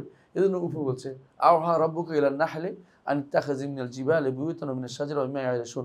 এটা হিকমতের তার দেখাতা, সব কিছু সুদৃঢ়ভাবে অবস্থান করা। আল্লাহ তাআলা এই জন্য বলছেন যে আসমানকে, জমিনকে সুদৃঢ়ভাবে তিনি প্রতিস্থাপন করেছেন। এটা হিকমতের অর্থ। এটা নির্দিষ্ট সূরার দিক থেকেও এবং তার পরিণত দিক থেকে উভয়তে তিনি এই দিক থেকে তিনি হিকমত হাকিম তিনি। আরেকটা হচ্ছে হুকুমের দিক থেকে, দ্বিতীয় অর্থটা কি হুকুম। এই হুকুম কয় প্রকার? 2 প্রকার। একটা হুকমে কাউনি, একটা হুকমে কাদারি। হুকমে কাউনি এবং একটা হুকমে শারঈ। হুকমে কাউনি কি? অর্ডার দিয়েছেন সূর্যকে পূর্ব দিক থেকে চলতে, পশ্চিম দিকে চলবে। এক সময় আবার অর্ডার দিবেন পশ্চিম দিকে পূর্ব দিকে যাবে, হুকমে কাউনি। অর্ডার চলতেছে, এগুলির সাথে শরীয়তের বিধিবিধান জড়িত নাই, এটা একটা হুকুম আমার, আল্লাহ নির্দেশ এটা। যেমন হুকমে কাউনি আরেকটা উদাহরণ হচ্ছে সূরা ইউসুফের মধ্যে আসছে। ইউসুফের বড় ভাই কিটা বলছিলেন যে ফালান আবরাহাল আরদা হাত্তা ইয়াহকুমাল্লাহ ইয়াদান লি আবি আও ইয়াহকুমাল্লাহ ওয়া হুয়া খায়রুল হাকিমিন, যে আমি জমিন ছেড়ে যাচ্ছি না। আগের বার এক ভুল করেছো ইউসুফকে মেরে, এবারে বেনিয়ামিনকে হারিয়ে আরেক ভুল করতে যাচ্ছ। এই জায়গা ছুড়ে আমি যাবো না, আমি বসে থাকবো এখানে, তোমরা যাই ঘুরে আসো বাড়িতে। কার কাছে পাঠাইছে? বাবার কাছে পাঠাইছে। কি বলছে? ফালান আবরাহাল আরদা হাত্তা ইয়াদান লি আবি, বাবা অনুমতি না দিলে আমি বাড়ি যাব না। হ্যাঁ, আও ইয়াহকুম আল্লাহ লি, অথবা আল্লাহ আমার জন্য মৃত্যুর ব্যবস্থাপনা করে দেবেন। এই যে অর্ডারটা, হুকুমটা, এটা কি? এটা কোনো শরীয়ত না, এটা কি কাউনি। বুঝে আসছে কথা? যেখানে কাউনি হুকুম দেখবেন যে কাউনি আছে, আবার হুকমে শারঈ আছে। কেমন হুকমে শারঈ আছে? আল্লাহ তাআলা বলছেন উহিল্লাত লাকুম বাহিমাতুল আনআম, তোমাদের জন্য হালাল করা হয়েছে গৃহপালিত চতুষ্পদ জন্তু। ইল্লামা ইউত্তা আলাইকুম, তবে এর মধ্যে যা তেলাওয়াত করে আলাদা করা। যেমন গাধা হারাম করা হয়েছে, যেমন কুকুর, গৃহপালিত থাকলে কুকুর ফালা যাবে না, খাওয়া যাবে না। ইল্লামা ইউত্তা আলাইকুম গায়রা মুহাল্লিস সাইদ, তবে তখন শিকার হারাম অবস্থা, এহরাম অবস্থায় শিকার করতে পারবে না, এটা আর বলে দিছে। ওয়া আনতুম হুরুম ইন্নাল্লাহ ইয়াহকুমু মা ইউরিদ, আল্লাহ যা ইচ্ছা তা তিনি হুকুম করেন। এই হুকুম কি? শরঈ। কারণ আগে হুকুম হালাল হারামের প্রশ্ন আসছে শরঈ। তাহলে বোঝা গেল যে হুকুম কি হয়? শারঈ হয়, হুকুম কাউনি কাদারি হয়। ইজিনও হয় শারঈ হয়, ইজিনও কাউনি কাদারি হয়। অনুমতি শারঈ হয়, অনুমতিও কাউনি কাদারি হয়। তো আমরা এর আগেও জেনেছি যে কাউনি কাদারি, এরাদাও কাউনি হয়, এরাদাও শারঈ হয়। কাউনি হয় কাদারি, কাউনি কাদারি হয়, শারঈ হয়। এইভাবে অনেকগুলো জিনিস কাউনি কাদারি হয়, শারঈ বিস্তারিত আলোচনা করেছি। আমার যখন ইমাম তাহাবিয়া আলোচনা, যেটা লম্বা আলোচনা ছিল এই ইউনিভার্সাল ভিশনে, সেখানে ইউনিভার্সাল ভিশন সম্ভবত এর নাম, ইউনিভার্সাল ভিশনে ইউভিতে, সেখানে 293 না 299টা আলোচনা আছে, দেখে নিন। ওখানে বিস্তারিত আলোচনা করেছে কোন কোন জায়গাতে কীভাবে হুকুম কখন কাউনি হয় কখন শারঈ হয়, বিস্তারিত আলোচনা আছে, দেখে নেবে। আলাকুল্লাহ আমরা বুঝতে পারছি যে হুকুম কয় ভাগে বিভক্ত? 2 ভাগে বিভক্ত। প্রথমে কি একটা অর্থ কি? প্রথম অর্থ কি না, প্রথম হুকুম হাকিম শব্দের এক অর্থে কি অর্থে? প্রজ্ঞা বা মজবুত, দ্রুত সবকিছু সুদৃঢ়করণ অর্থে। তখন সেটার অর্থ হয় কি? সেটা হচ্ছে হিকমত অর্থে, হ্যাঁ হিকমত অর্থে। এবং সেটা এই অর্থে 2 দিক থেকে তিনি হাকিম, কি সুরতে বানাতে হবে তিনি ভালো করে জানেন, আবার কি পরিণতি বুঝবে সেটাও তিনি জানেন।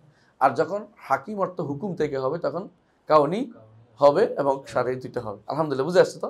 আলহামদুলিল্লাহ। তাহলে এই দিক থেকে ওহুয়াল হাকিম আল খাবির, আমরা হুকুম তার হাকিম ও খাবির দুইটা নামও জানলাম, আর কি জানলাম? গুণও জানলাম।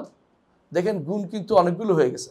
আলিমের জানছি, হাকিমের হুকম হাকিমের গুণ জানছি না, ওয়াল হাকিমের গুণ আমরা জানতে পেরেছি। হাকিমের 2টা গুণ, একটা এখন হাকিম এতকান অর্থ আসছে গুণ, আবার হাকিম হুকুম অর্থ আসছে, তো 2টাই গুণ আমাদের জানা হয়ে গেছে। একটা নামের ভিতরে 2টা গুণ, একাধিক গুণ থাকতে পারে। এরপর হচ্ছে খাবির, তিনি আরেকটা কি? খাবির, তিনি খাবিরও। খাবির অর্থ কি? তিনি সব কিছু গোপন সব কিছুর খবর রাখেন, গোপন সব কিছুর খবর রাখেন, আবার তিনি সব কিছুকে পরিবেষ্টন করে আসেন, এটা অর্থ। খবরও রাখেন, পরিবেষ্টন করে আসেন, বাড়তি অর্থ থাকতে হইব খাবির অর্থ। খাবির অর্থ শুধু জ্ঞানী বললে হবে না, শুধু জ্ঞানী বললে হবে না, এই জন্য এটাকেও আমাদেরকে বুঝতে হবে। আচ্ছা আসেন, এখন আসেন হুকুমের ক্ষেত্রে, মানুষের যে হুকুমের ক্ষেত্রে যে হুকমে কাউনি কাদারি, আসলে হুকমে শারঈ, আমাদেরকে হুকমে শারঈ যে এগুলি প্রতিপালন করতে হয়, মেনে নিতে হয়, এটা হুকমে শারঈটা হলো ওয়াজিব, হুকমে শারঈটা মেনে নেওয়া ওয়াজিব। কিন্তু হুকমে কাদারিটা মানা কি ওয়াজিব?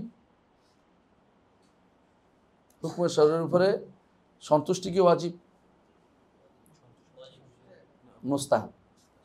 যদি সেটা বিপদ আপদের জিনিস হয় তাহলে মেনে নেওয়া মুস্তাহাব। এই জন্য বলতে হয় ইন্না লিল্লাহি ওয়া ইন্না ইলাইহি রাজিউন, এবং বলতে হয় আমার চোখের পানি বের হচ্ছে কিন্তু আমি আল্লাহর অসন্তুষ্টি কোনো কিছু বলবো না, রাসূল সাল্লাল্লাহু আলাইহি ওয়াসাল্লাম এটা বলেছেন। এই যে হলো মুস্তাহাব, ইস্তিহবাব। অসুখ হইলে আলহামদুলিল্লাহ আলা কুল্লি হাল বলা, বুঝেন? এটা হলো কি? মুস্তাহাব। আবার হারামও আছে, আমি মেনে নিচ্ছি, গুনাহ করছি, এটা হুকমে কাউনি না, কাউনি, তাই বলে কি এটাকে আমি মেনে নিব না? তখন বোঝা গেল কখনো কখনো এর সন্তুষ্টি হওয়া, এই হুকমে কাউনিতে সন্তুষ্ট হওয়া হারামও আছে। কথা বুঝছেন কিনা? যখন এটা গুনার কাজ হবে, তো গুনার কাজে আমি সন্তুষ্টি প্রকাশ করতে পারি না, বরং গুনার কাজ না হলে হুকমে কাউনি, গুনার মুসিবত হয় তখন কি বলবো? মুসিবত হলে তখন সেটা মুস্তাহাব বলে, এটা মেনে নেওয়া মুস্তাহাব।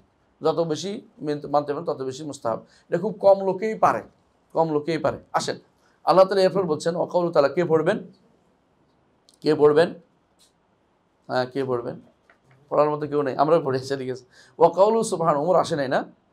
ওয়াকাউলু সুবহান, মহান আল্লাহ বলেন ইয়ালামু মা ইয়ালজু ফিল আরদি ওয়া মা ইয়াখরুজু মিনহা ওয়া মা ইয়ানজিলু মিনাস সামা ওয়া মা ইয়ারুজু ফিহা ওয়া হুয়া মাআকুম আইনামা কুনতুম আল্লাহু বিমা তা'মালুনা বাসীর। আসেন, ইয়ালামু মা ইয়ালজু ফিল আরদি, জমিনের ভিতরে যা প্রবেশ করে তিনি সেটা জানেন। জমিনের ভিতরে যা প্রবেশ করে তিনি সেটা জানেন। জমিনের ভিতরে কি প্রবেশ করে গো? জমিনের ভিতরে কি প্রবেশ করে? বৃষ্টি, বীজ, কেমন মরা মানুষও তো প্রবেশ করেন, ধন সম্পদও তো আছে, এর ভিতরে আল্লাহ প্রবেশ করেন। ইয়ালামু মা ইয়ালজু ফিল আরদি, আল্লাহ জানেন যা জমিনের ভিতরে প্রবেশ করে। ওয়া মা ইয়াখরুজু মিনহা, জমিন থেকে যা বের হয়, কি বের হয়? গাছ বের হয়, শস্যদানা বের হয়, তাই না? সহজে বুঝছেন। তারপরে আর কি বের হয়? খনিজ দ্রব্যাদি বের হচ্ছে, এখন খনিজ দ্রব্যাদি বের হয়। ওয়া মা ইয়ানজিলু মিনাস সামা, যা আসমান থেকে যা নাজিল হয় এটাও তিনি জানেন, আল্লাহ তাআলা জানেন। আসমান থেকে কি নাজিল হয়?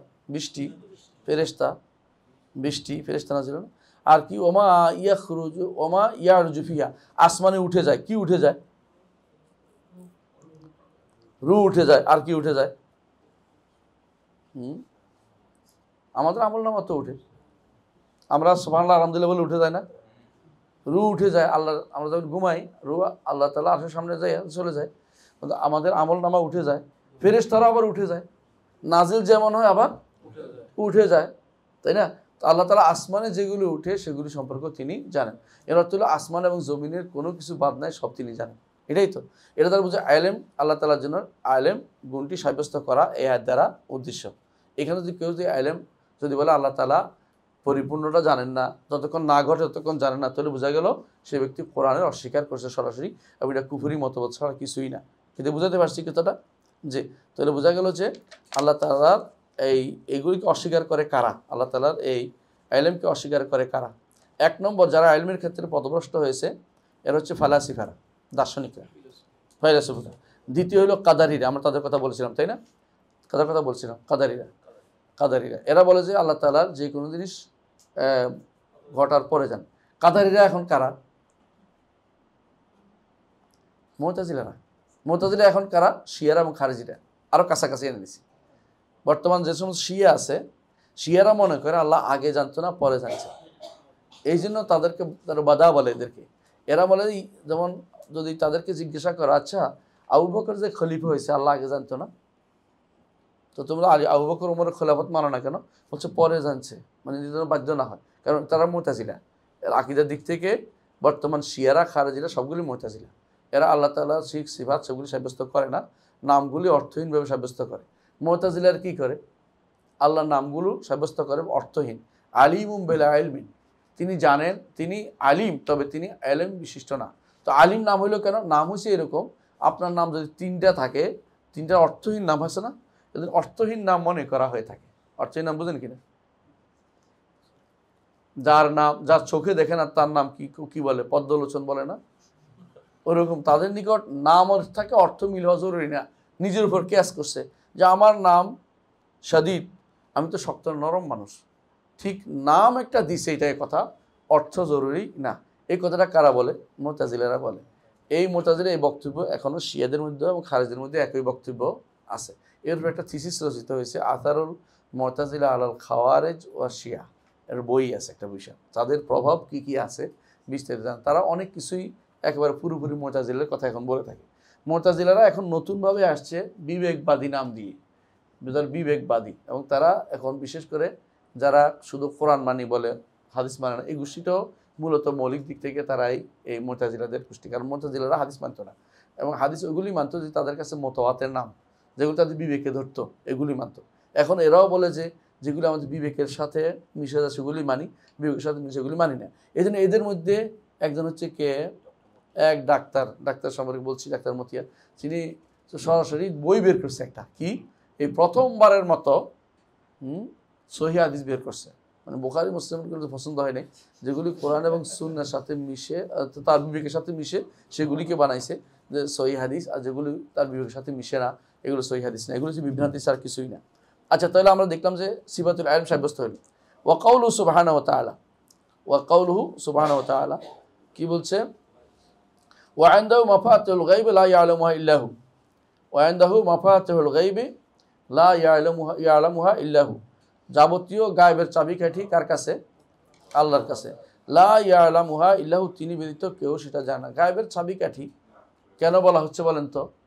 দেখা জিনিসের জ্ঞান তো আপনি বুঝতেই পারছেন অর্জিত হয়েছে, গায়েবের জ্ঞান কার কাছে? আল্লাহর কাছে। গায়েব আবার দুই প্রকার, একটা হলো গায়েবে নিসবি, একটা হলো গায়েবে মুতলাক। অর্থাৎ গায়েবে মুতলাক কি? মানে এটা বলা চিরঙ্কুশ গায়েব, মানে এটার কোনো এটার ভিতরে ঢুকার কোনো সুযোগ নেই, পাঁচটার ভিতরে ঢুকার কোনো সুযোগ নাই। আমরা বলছিলাম পাঁচটা জিনিসের কথা, ঠিক আছে? হাদিসে কোরআনে কারিমে আসছে, সূরা লোকমানের মধ্যে আসছে, ইন্নাল্লাহা ইনদাহু ইলমুস সাআ ওয়া ইয়ালামুল ওয়া ইউনাজ্জিলুল গায়স ওয়া ইয়ালামু মা ফিল আরহাম ওয়া মা তাদরি নাফসুম মাযা তাকসিবু গাদা ওয়া মা তাদরি নাফসুম বিআইয়ি আরদিন তামুত ইন্নাল্লাহা আলিমুন খাবীর। কোন সূরা? লোকমানের 30 নম্বর আয়াত সম্ভবত। তো শেষ আয়াতে আল্লাহ তাআলা উল্লেখ করেছেন ইন্নাল্লাহা ইনদাহু ইলমুস সাআ, কিয়ামত কখন হবে কেউ জানে? জানে না। ওয়া ইউনাজ্জিলুল গায়স, বৃষ্টি নাজিল হবে, আগে কেউ বলতে পারবে না। আলামত দিলে তখন জানতে পারবো, কারণ এটা তো আল্লাহই জানাই দিচ্ছেন, বুঝলেন না? এটা গায়েবে নিসবি, তখন এটা তখন কি গায়েবে নিসবি, আপেক্ষিক গায়েব। তখন হয়তো আবহাওয়া অফিস ওই দেখে বুঝছে, হ্যাঁ, আবহাওয়া অফিস তার অবস্থান দেখে বুঝছে যে এটাতে এইটা জমছে এটা জমছে বলতে পারতেছে, এটা তো আল্লাহ তখন জানাই দিচ্ছেন, তখন গাইবে আর গাইবে নাই, গাইবে মতলাক নাই, গাইবে নেসবি হয়ে গেছে। 3 নম্বর হচ্ছে ওয়ালাউ মাহফিল আরহাম, মায়ের ভ্রূণে কি আছে সেটা, মায়ের পেটে কি আছে এটা বলতে পারে। এখন অনেকে বলে যে আল্ট্রাসোনোগ্রাফি, এটা আসার পরে, দুনিয়াতে আসার পরে তো বাবা মাও জানে কি হয়েছে না হয়েছে, তো এটা কি, এটা তো আর এটার মাহফিল আরহাম বলা হয়েছে, বলে নাই যে বাচ্চা কি ছেলে নামে, এটা বলে নাই। অনেকে অনুবাদ করে, ভুল ব্যাখ্যা করে নিজে বিপদে পড়ে। বলা হচ্ছে যে মায়ের রাহামের মধ্যে কি আছে, সন্তান হবে কি হবে না, এটা বলা কিন্তু অগ্রিম কারো পক্ষে সম্ভব না। পরবর্তীতে বুঝতে পারে বিভিন্ন আলামত দেখে, এবং এই রাহামের মধ্যে কি আছে কেউ বলতে পারবে না। তারপর বলছে ইয়ানজুল গায়জ, হ্যাঁ, যে ওমাজা তাকসিবু গাদা, আগামীকাল কি আয় করবে। আপনি অনেক আশা করে বসেছেন আগামীকাল ওই অমুকখানে বিয়ে বাড়ি যায় খাবেন, দেখুন যে এমন এক বাজার লাগছে আপনি ওখানে যাইতেই পারেন নাই, এখানে যাওয়া দূরের কথা, আপনি আরেক জায়গায় চলে গেছেন জরুরি কাজে, তাহলে বোঝা গেল এটা মানুষের পক্ষে জানা সম্ভব না। হ্যাঁ, অনেক সময় মানুষ বলে জানতে পারছি, তুমি আল্লাহ যদি না দিতেও তুমি জীবনেও বলতে পারতে না, দিতে পারবে। এরপরে ধরেন সর্বশেষ হচ্ছে কোথায় মারা যাবে। অনেকে আছে নিজের কবর তৈরি করে রাখে, আমি দেখছি, হ্যাঁ, খুলনাতে একজনের, তার বড় আলেম ছিল, ভালো মানুষ ছিলেন, তো তিনি কবর তৈরি করে রাখছে খুলনা এক জায়গায়। আমি বলছি এটা কিসের ওনার কবর, আর তো উনি তো মরেন নাই, কোন আগে থেকে তৈরি করে রাখছেন। পরে ওনাকে ওখানে কবর দিয়ে দেওয়া হয়নি, ওনাকে ওনার দেশের বাড়িতে ফিরোজপুরের দিকে নিয়ে গেছে কবরের জন্য।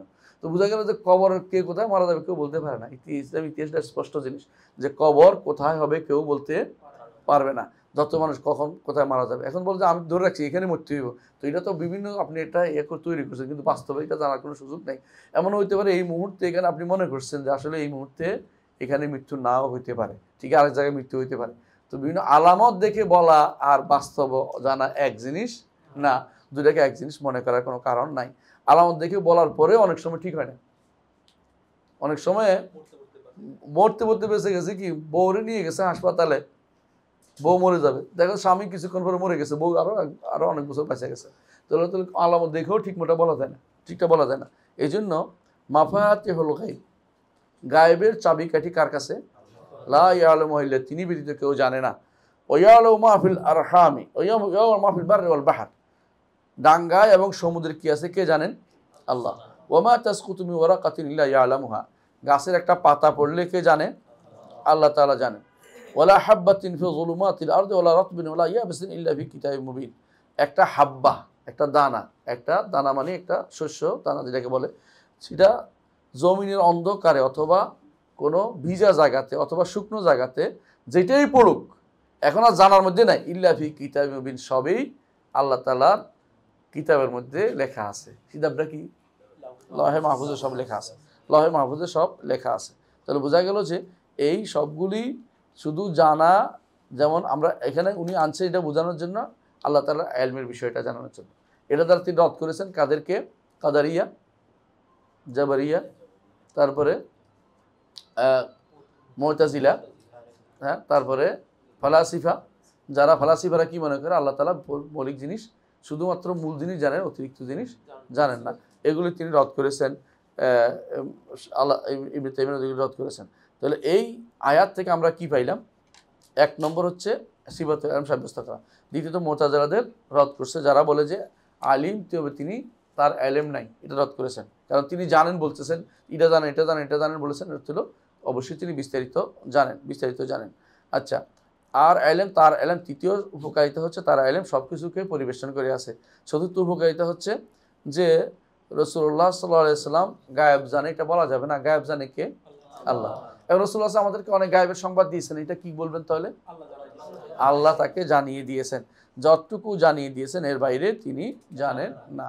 এই জন্য তিনি অনেক কিছু তিনি বলতেন যে, তিনি রাসূল নিজেও বলতেন যে এবারে আমার কোনো জ্ঞান নাই, জিবরিল তারপর ওহী নিয়ে আসলে তিনি জানিয়ে দিতেন এবং বলতেন যে আল্লাহ আমাকে এই মাত্র জানিয়ে দিয়েছেন। রাসূলুল্লাহ সাল্লাল্লাহু আলাইহি ওয়াসাল্লামের একদিন তার ওঁট হারিয়ে গেছে, তো মুনাফিকরা বলতে আরম্ভ করলো, যদি তিনি রাসূল হন তাহলে বলেন না কেন কোথায় ওঁট আছে, ওনার খবর আসে না কেন? তারপর তিনি বললেন যে আমার কাছে এই মাত্র জিবরিল এসে বললেন আমার ওরটা অমুক গাছের ভিতরে আটকে পড়ছে, মানে গাছের ইয়ার ভিতরে বের হইতে পারতেছে না, মানে চিপাতে আটকে পড়ছে, অনেকগুলো গাছের ভিতরে আটকে পড়ছে, তোমরা ওখানে গেলে সেটা পাবে। জিবরিল আমাকে জানিয়ে গেছে। তো জিবরিল জানছে, তিনি জানেন নাই, অথচ তিনি একটা দুনিয়ার বিষয় এবং তার নিজের ওট, তাও তিনি জানতে পারেন নাই। এবং তিনি জানতে পারেন নাই আয়েশা রাদিয়াল্লাহু আনহার মাসালাটা। একবার ঘরে যান, একবার বাইরে যান, একবার জিজ্ঞাসা করেন বাড়ি রাখে, একবার জিজ্ঞাসা করেন আলীকে, একবার জিজ্ঞাসা করেন ওসামাকে, ওসামা বলো তো তুমি কি কোনো আয়েশার ব্যাপারে কিছু জানো কিনা? বলেন আমি জানি না রাসূল। আলীকে জিজ্ঞাসা, আলী বলেন যে আরে ইয়া রাসূল এত টেনশন করে না তো, বিয়ে একটা করে ফেল। তো তারপরে জিজ্ঞাসা করছে ইয়াকে, আয়েশা রাদিয়াল্লাহু আনহা রেগে গেছিলেন এটার উপরে, কেন তিনি বলবেন, তো পরে শুনছেন আর কি, আগে তো আর বলেন নাই। পরে গেছে বাড়ি রেখে বলছে, বাড়ি বলছে না তিনি ভালোই জানি, তাই খারাপ জানি না, তিনি সাধারণত একটু এই অচেতন থাকেন বেশিরভাগ সময়, মাঝে মধ্যে ছাগল এসে ওনার ইয়াটা খেয়ে ফেলে, মানে রুটি বানানোর জন্য আজিন করেছেন, কি বলে এটাকে, খামির বানাইছেন, ছাগল এসে খেয়ে ফেলছে, উনি ঘুম থেকে উঠে দেখে খেয়ে ফেলছেন, এরকম হইতে পারে ওনার, এর বাইরে আর কোনো কিছু জানি না, খারাপ কিছু জানি না। এভাবে যাকে জিজ্ঞেস সে ভালো বলছে, কিন্তু তিনি নিজে বলতে পারতেছেন না কি হয়েছে। এমনকি তিনি বারবার একবার ঘরে একবার বাইরে করছেন, একবার মিম্বরে উঠেন, এবং বলছে তোমাদের কি ধারণা একজন আমার পরিবার সম্পর্কে কথা বলে তোমরা কিছু বলবে না? সাহাবাকে কি বলবেন, ইয়া রাসূল আমরা তো ভালো জানি, আর কিছু বলতে পারতেছেন না। এরপরে আল্লাহ তাআলা 1 মাস পরে 15টা আয়াত নাজিল করলেন। কার জন্য? আয়েশা রাদিয়াল্লাহু আনহার প্রশংসায় 15টা আয়াত নাজিল করলেন আয়েশা রাদিয়াল্লাহু আনহার প্রশংসা। আয়েশা রাদিয়াল্লাহু আনহা বললেন যে আমার শান একেবারে হাকির, আমার জন্য আল্লাহ 15টা আয়াত নাজিল করছে, আর আল্লাহ তাআলা আমার কত বড়, তিনি চোখে পানি ফেলতেছেন আর বলতেছেন যে একমাত্র আল্লাহর প্রশংসা করি। রাগ করে বলছেন যে রাসূলুল্লাহ সাল্লাল্লাহু আলাইহি ওয়াসাল্লাম আমাকে কিছু বলেন নাই, তিনি কেবল প্রশ্ন করতেছেন, হ্যাঁ তিনি কেবল মুখে তমুখের প্রশ্ন করতেছেন, আল্লাহ তো আমার জন্য ঠিক আয়াত নাজিল করে দিলেন।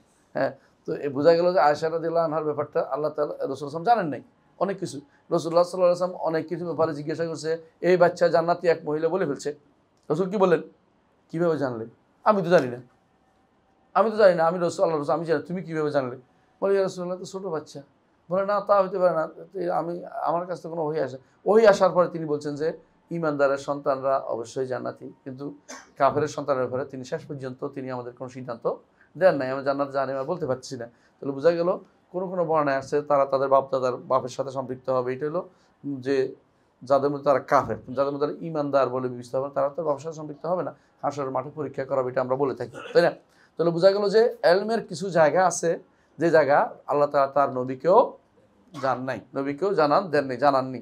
জি, ওয়া কাউলুহু তাআলা ওয়া মা তাহমিলু মিন উনসা ওয়া লা তাদউ ইল্লা বিইলমিহি, একটা নারী কি বাচ্চা পেটে ধারণ করবে কখন এবং কখন বাচ্চাটা রাখবে একমাত্র কে জানে? আল্লাহ জানে। কোনো ব্যক্তি যদি বাচ্চা, অনেকে বলে আমরা হিসাব করে দেখছি এত তারিখ হইতে পারে, তাও হইতে পারে বলে, আর সন্তান কখন ধারণ করবে এটা মোটেই বলতে পারে না, এটা মোটেই বলতে পারে না। সব আসবাব থাকলেও চাইলেও সন্তান হয় না। এই জন্য এটাকে প্রমাণ হিসেবে প্রতিষ্ঠা করেছেন ইমাম শাফি সম্ভবত, যে বলছেন যে এটাই প্রমাণ করে যে আর একজন স্রষ্টা আছেন, কারণ সন্তান চাইলেই সন্তান পাওয়া যায় না।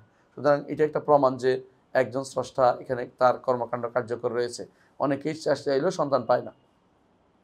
ওয়া কাউলুহু লিতা'লামু আন্নাল্লাহা আলা কুল্লি শাইইন কাদির, যাতে তোমরা জেনে নাও যে আল্লাহ সব কিছু করতে সক্ষম, ও আন্নাল্লাহা কাদ আহাতা বিকুল্লি শাইইন ইলমা, আল্লাহ তাআলা সব কিছু ইলম দিয়ে ঘিরে রেখেছে, পরিবেষ্টন করে রেখেছে।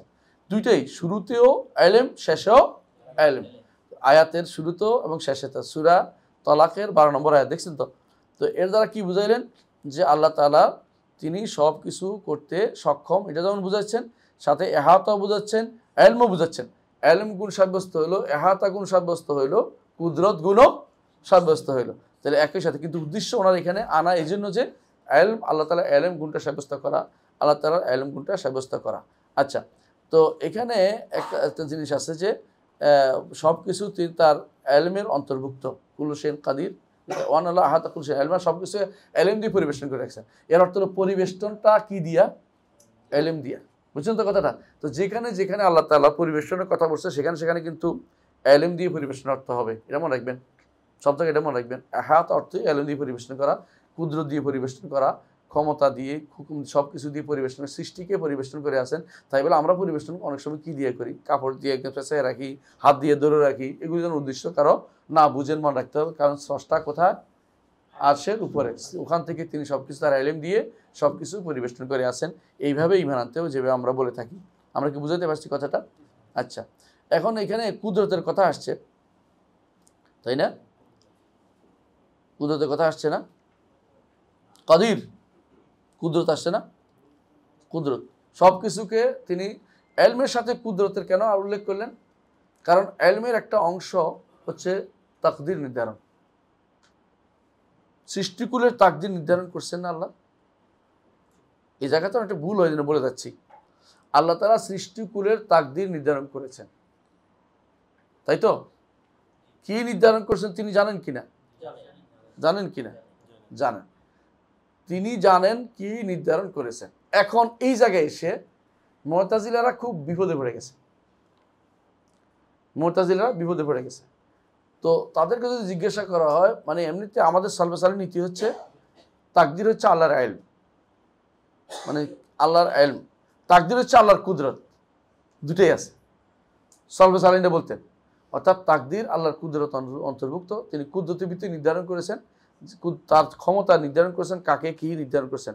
ওরে এই সুরত দিব, ওরে এই সুরত দিব, ওরে টুপিওয়ালা বানাবো, ওর দাড়িওয়ালা বানাবো, দাড়ি কম দিব, এই নির্ধারণ করে রাখছেন আল্লাহ তাআলা। আপনার কিছু বলার নাই এখানে। আপনি চেয়ে আনছেন না, আপনি চেয়ে জানেন নাই। এখন কেউ যদি বলে এটা যে আমি করব বলে আল্লাহ তাআলা নির্ধারণ করছে, এটা হারাম কাজ, সেটা কুফরি হবে। বুঝে না কথাটা? কারণ আমি তো বোঝা গেল আমার করাটা আগে, আল্লাহর লেখা, আল্লাহর নির্ধারণটা পরে হয়ে যাচ্ছে। বরং এইটা হচ্ছে সবচেয়ে বড় কুফরির অন্তর্ভুক্ত। এটা কেন বলছি, এটা বলার জন্য বলতেছি। তো মুতাজিলারা যখন দেখলো, বা কাদারিরা যখন দেখলো, মুতাজিলা কাদারি একই জিনিস, একই গোষ্ঠী, দুইটা নাম, এবং তারা মুতাজিলা আরো বেশি খারাপ অবস্থায় নিয়ে গেছে। কাদারিরা শুধু একটা জায়গাতে সমস্যা করছে, আল্লাহর আফআল ফেল তাকদীর নির্ধারণ নিয়ে তাদের সমস্যা ছিল। তারা চিন্তা করছে আল্লাহ যদি কোনো জানে, আল্লাহ জানে, আমি কি এর বিরুদ্ধে যেতে পারি? তাহলে আল্লাহ তাহলে জানে না, তাহলে কি করতে হয়? তারা দুইটা বাইর করছে। একটা হচ্ছে আমাদেরটা হওয়ার পরে আল্লাহ জানে, এটা হচ্ছে একটা কথা। আরেকটা গোষ্ঠী বলছে আল্লাহ জানে, তবে আমি করব বলে আল্লাহ জানে। দুই ফেস বের করছে। কারণ যাতে করে আল্লাহর ইলমের উপরে মানে বাধ্য কোনো কিছু নির্ধারিত না হয়ে যায়। নির্ধারিত হলে আমার আর কাজ কি বল মনে করে তারা। ভুলটা কোন জায়গায় বুঝছেন তো? ভুলটা কোন জায়গায় বুঝছেন তো? তারা আমার যদি নির্ধারিত হয়ে রয়েছে, আল্লাহ নির্ধারণ করে রাখছে, তারা ইলম অনুসারে নির্ধারণ করে রাখছে, তাহলে আমার কি কাজ? নির্ধারিত হয়ে আছে, আমি কেন করব? ওরা বুঝে নাই যে নির্ধারিত হওয়ার পরেও আল্লাহ আমাকে সীমিত ক্ষমতা দিয়েছেন এর ভিতরে চলার জন্য। এটা বড় কঠিন জায়গা। নির্ধারিত হওয়ার পরে এরপরে স্পেস দেওয়াটা বিশাল জায়গা, বিশাল কাজ। একটা কিছু নির্ধারণ করে দিয়েছেন, এই নির্ধারণের ভিতরে স্পেস দিয়েছেন, নির্ধারিতের ভিতরে স্পেস। এইটা এই নয় যে নির্ধারণ করে দিয়েছেন আমি এখন বাইরের কোনো ক্ষমতা দিয়ে চলতে পারবো, তা নয়। নির্ধারণ করে দিয়েছেন আবার স্পেসও দিচ্ছেন আমাকে। এই স্পেসটা দিছে কি দিছে না, এটা কেমনে বুঝবো? করতে পারার আগে পরে বুঝতে পারবো, এর আগে বুঝতে পারবো না। আমি যদি কাজটা করতে পারি, আল্লাহ নির্ধারণ করছে আমি মাগরিব নামাজ সালাত আদায় করবো, বুঝছেন তো? এবং আমাকে স্পেস দিয়েছেন এটা ক্ষমতাটা বাস্তবায়ন করার জন্য। আমি যদি নামাজটা পড়ি, তখন বুঝতে পারবো যে আলহামদুলিল্লাহ আল্লাহ আমাকে এই কাজটা করার তৌফিক দিয়েছেন। আর যদি এটা যদি আমি না পড়ি, তখন বুঝবো যে আমি দুর্ভাগা, আমি তৌফিক প্রাপ্ত হই নাই, আমি এই দিন সিরাতাল মুস্তাকিমের ভিতরে আসতে পারি নাই, সিরাত চাইতে পারি নাই। এখন যে আপনি যদি কোনো পেশান, এটা সারাদিন যদি পেশান যে আল্লাহ লেখছে এই জন্য আমি করছি, আমি আল্লাহ জানে আমি করবো বলে আল্লাহ যাই না, তারপর লেগে নিছে, তাহলে আমি সর্বসর্ব হয়ে যাচ্ছি। এটা ইসলামী শরীয়তের নীতি নয়, ইসলামী নীতি নয়। এইটা কিন্তু আপনি বলেন যে এটা তো তাহলে জাবর হয়ে যায়, বাধ্য হয়ে যায় না, বাধ্যও বলে না, কারণ আমাকে তো কি দিছে? স্পেস দিয়েছে। বাধ্য করছে আল্লাহ তাআলা কাকে? সূর্যকে চলতে, কিন্তু সূর্য চলে না, ও স্পেস দিছে না? দিছে তো। এখন যে কেউ বলে আল্লাহ বলছে আশ-শামসু তাজরি, সূর্য চলে, তবে সূর্য চলে, এমন নয় যে তিনি শুধু চালান বলে চলে। এইটাই বলে যে সূর্য চলবে বলে লেখছে, তা নয়। সূর্যকে চলার জন্য তিনি লিখেছেন। সূর্য চলতেছে, বুঝলেন কথাটা? কিন্তু সূর্য চলে, আল্লাহও লিখছেন, সূর্য চলে। এখানে তিনি যে কাজটা করেন সেটা হচ্ছে এই জায়গাতে শরীয়ত দেন নাই, আমাকে শরীয়তের জ্ঞান দিচ্ছেন, শরীয়ত হিসেবে মুকাল্লাফ করেছেন। গাছকে উপরে উঠতে লিখছেন যে গাছ উপরে উঠবে, তাকে উঠার জন্য সেটাও দিচ্ছেন, বুঝছেন তো? কিন্তু শরীয়ত বিরোধিতার কথাটা তিনি দেন নাই গাছকে। আমাকে চলতে বলছে যে এত তারিখ থেকে এত তারিখ পর্যন্ত এই লোকটা বাঁচবে, এটা নির্ধারিত, এটা পরিবর্তন করার ক্ষমতা আমার কোনোদিন নাই। বুঝলেন তো কথা? কিন্তু আবার এই জীবনে চলার জন্য যা যা দরকার সবই আমাকে আবার দিক নির্ধারণ করে দিয়েছেন। আবার দেখেন অতিরিক্ত একটা জিনিস দিয়েছেন, শরীয়ত দিয়েছেন। এটা অন্য কাউকে দেন না, আমাকে এবং জিনকে দিয়েছেন। ওমা খালাকতুল জিন্না ওয়াল ইনসা ইল্লা লিয়াবুদুন। এই জায়গাতে এসে আমাকে আরেকটা বাড়তি দিয়েছেন, আমি যদি কোনো শরিয়া মোতাবেক না চলি, হ্যাঁ, তাহলে আমি গুনাহগার হব, কারণ আমাকে শরিয়া দিয়েছেন। কিন্তু গাছকে এটা দেন নাই, মাছকে এটা দেন নাই, সূর্যকে এটা দেন নাই, বুঝলেন তো? আমাকে দিছেন, আমি বাধ্য করেন না, আমাকে একটা অতিরিক্ত ক্ষমতা, আরো একটু স্পেস দিয়েছেন বেশি, কি শরিয়া মোতাবেক চলার জন্য তোমাকে একটা সুযোগ দেওয়া হচ্ছে। তো এই সুযোগটা আমি অতিরিক্ত পাইছি, তারপরেও যদি বলি যে আমি জব মজবুর, তাহলে আমি ভুল করতেছি। মজবুর না আমি, কারণ আমাকে অতিরিক্ত একটা ক্ষমতা কি দিছে, স্পেস দিয়ে শরিয়া মোতাবেক চলার জন্য বাড়তি স্পেস পাচ্ছি। এবং যদি আমি করতে পারি, আল্লাহ শুকরিয়া দেয়, করতে পারি না তাহলে আমি হতভাগা, কারণ আমি স্পেসটা কাজে লাগাতে পারিনি। এখন বলে যে আমি কাজে লাগাবো কি লাগাবো না, তো আমি জানি না, তো চেষ্টা করলে তো আল্লাহ দিকে নিত। এর মালু বা কুল্লুন মুয়াসসারুন লিমা খুলিকা, তুমি কাজ করার চেষ্টা করো, দেখবে যে আল্লাহ তোমাকে সহজ করে দিচ্ছে। এক বিগত গেলে আল্লাহ তোমার জন্য, তুমি এক বিগত আগে আসো, তোমার জন্য আল্লাহ এক হাত আগিয়ে আসবে, মানে তোমার জন্য স্পেসটা আরো বড় করে দিবে। যে তুমি আসো, আমার বন্ধা এগিয়ে আসছে, আমি তাকে সহজ করে দিই কাজটা। এইটা হচ্ছে শরীয়তের বিধান। এইটা না বুঝার কারণে তাকদীরের মাসলা তো পুরো ভুল করে যাচ্ছে সারা জীবন সবাই। এই মাসলাগুলোতে ভুল করছে কে? একজন তো অনুবাদ করছে মোহাম্মদ ইবনে ইব্রাহিম আল হামাদ, ওনার একটা বই আছে কাদা আল কাদের উপরে, যেটা এ থেকে বেরোইছে, এই তাকদীর বেরোইছে আসুন্না লাইব্রেরি থেকে। এইটার মধ্যে টিকা দিয়ে দিয়ে এটাকে বরবাদ করে রেখেছে, অনেক জায়গায় টিকা দিয়ে বরবাদ করছে, দেখবেন না ভালো করে।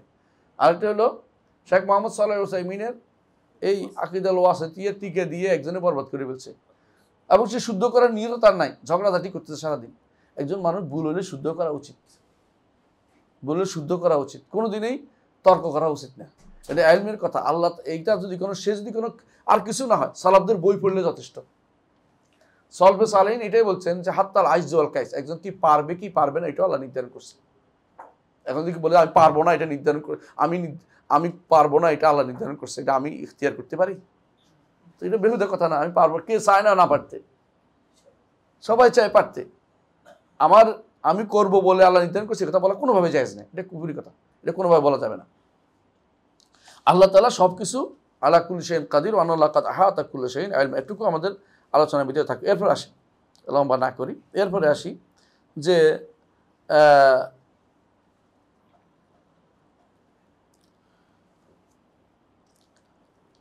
কাউলুহু তাআলা ওয়া কাউলুহু ইন্নাল্লাহু হুয়া রাজ্জাকু যুল কুওয়াতিল মাতিন। এখানে কি পাইছি? রাজ্জাক নাম এবং রিজিক দান তার গুণ, এটা আমরা পাইছি। যুল কুওয়াতিল মাতিন, যুল কুওয়া, আগে ছিল কুদরা, আর হলো কুয়া। কুদরা আর কুয়ার মধ্যে পার্থক্য কি? শক্তি, যেটা শক্তি দিয়া কর্মের দিকে যায় না, ব্যক্তির দিকে যায়, সিফা জাতিয়া। আর কুদরত হইল সিফা জাতিয়া এবং ফেলিয়া। কথা বুঝছেন তো? বুঝাই বলতেছি, আপনার ক্ষমতা আছে, এইটা সরাই ফেলছি, তাহলে কাজ করার তো আপনার ভিতরে কি আছে? একটা হলো কি সক্ষমতা আছে, একটা হলো কুয়া, অর্থ হলো শক্তিমান। আপনি শক্তিমান, যেটা আপনার মধ্যে রয়েছে, আর আপনি শক্তিমান মানুষ, তাই না? আপনি এটা করতে সক্ষম, তাহলে সক্ষমটা কিন্তু আরেকটার জিনিসের সাথে সম্পৃক্ত, আর কুয়াটা হচ্ছে ব্যক্তির সাথে, সত্তার সাথে সম্পৃক্ত। বুঝলেন তো কথাটা?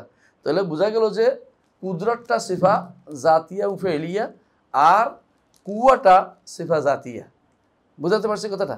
তো আল্লাহর জন্য এই জন্য যেখানে কুয়া পাবেন, জুল কুয়া, এর অর্থ হলো তিনি শক্তিমান, শক্তিমান অর্থ করবেন। আর কাদির অর্থ বলে কি করবেন? ক্ষমতাবান। শক্তি আর ক্ষমতা এক জিনিস না, যদিও এটার মধ্যে একটা মিল আছে। মিল আছে কি? মিল আছে কি? আপনি কোনো কিছু করতে সক্ষম, কিন্তু করে ফেলছেন, আসলে আপনার ক্ষমতা ছিল না, এটা ব্যক্তির কথা বলছি, আল্লাহর কথা বলছি না। কিন্তু অনেক সময় আছে আপনি কাজটা করার মতো ছিল না, করে ফেলছেন, কেমনে কেমনে করে ফেলছেন, বুদ্ধি দিয়ে করছেন। আর কেউ কেউ ক্ষমতা দিয়ে কাজ করে, যেটা এক না, কিন্তু সক্ষমতা বুদ্ধি দিয়ে হয়, আর কেউ কুয়া যেটা, এটা কি দিয়ে হয়? শক্তি দিয়ে করে। বুঝে আসছে কথাটা? অনেক সময় ছোট মানুষও বড় মানুষও হারাই দিতে পারে বুদ্ধি দিয়ে, কৌশলে। কিন্তু আরেকটা আছে ক্ষমতা, যেটা এটা কিন্তু একটা হলো শক্তি, একটা হলো শক্তি, একটা হলো ক্ষমতা।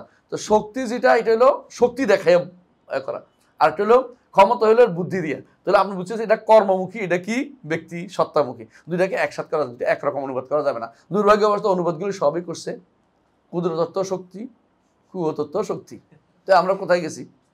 আমরা এক করে ফেলছি। এই দুটো এক করা যাবে না প্রত্যেকটা। এই জন্য আকীদা না জানলে অনুবাদে ভুল করে, আল্লাহ তাআলার প্রত্যেকটি নাম এবং গুণের মধ্যে পার্থক্য আছেই আছে, কোনো না কোনো পার্থক্য আছে, যেগুলো আমরা অনেক সময় জানি, অনেক সময় জানি না, অনেক সময় জানতে পারি না। তাহলে আমরা কি বুঝলাম? যে ইন্নাল্লাহু হুয়া রাজ্জাকু যুল কুওয়াতিল মাতিন, তাই না? এখন আসেন রাজ্জাক, রিজিক। রিজিক কিন্তু দুই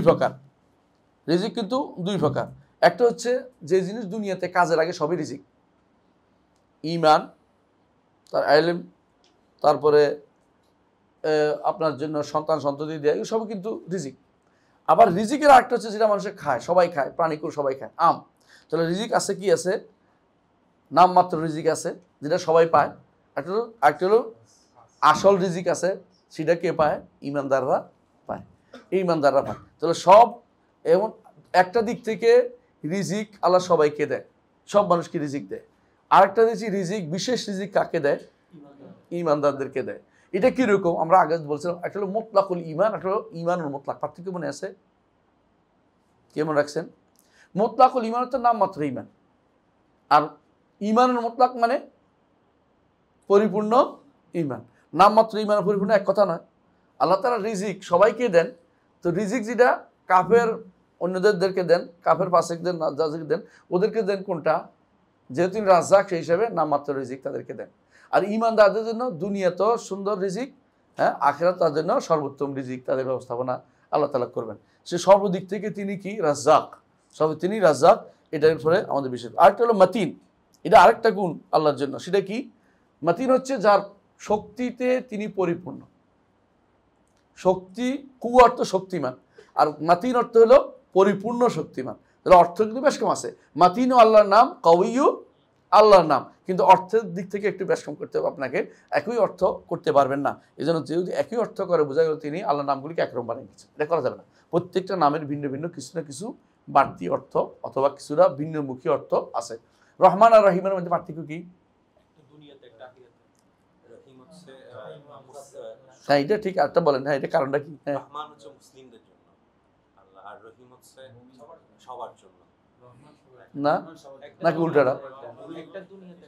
রহমান সবার জন্য, আখিরাতের জন্য। এটাকে আরেকভাবে বর্ণনা করা যায়। আরেকভাবে কি বর্ণনা করা যায়? রহিমটা হচ্ছে রহমান, এটা আরেক অর্থ আছে। রহমানটা হচ্ছে তিনি রহমতের আধার, আর রাহিম হচ্ছে ইয়ার হাউমাইয়াশা, মানে কর্মমুখী, মানে মানুষকে যিনি রাহম দেন, যাকে ইচ্ছা তাকে রহমত করবেন। বুঝে আসছে? আর রহমান হচ্ছে তিনি রহমতের আধার। তো একটা হচ্ছে জাতি, একটা হচ্ছে ফেরের দিকে চলে যায়, কারণ একটা জাতি এবং ফেরি দুইটা একসাথে হয়ে যায়, এটা অর্থ হয়। তাহলে বোঝা গেল যে রহমান রহিমের পার্থক্যটা এরকমই।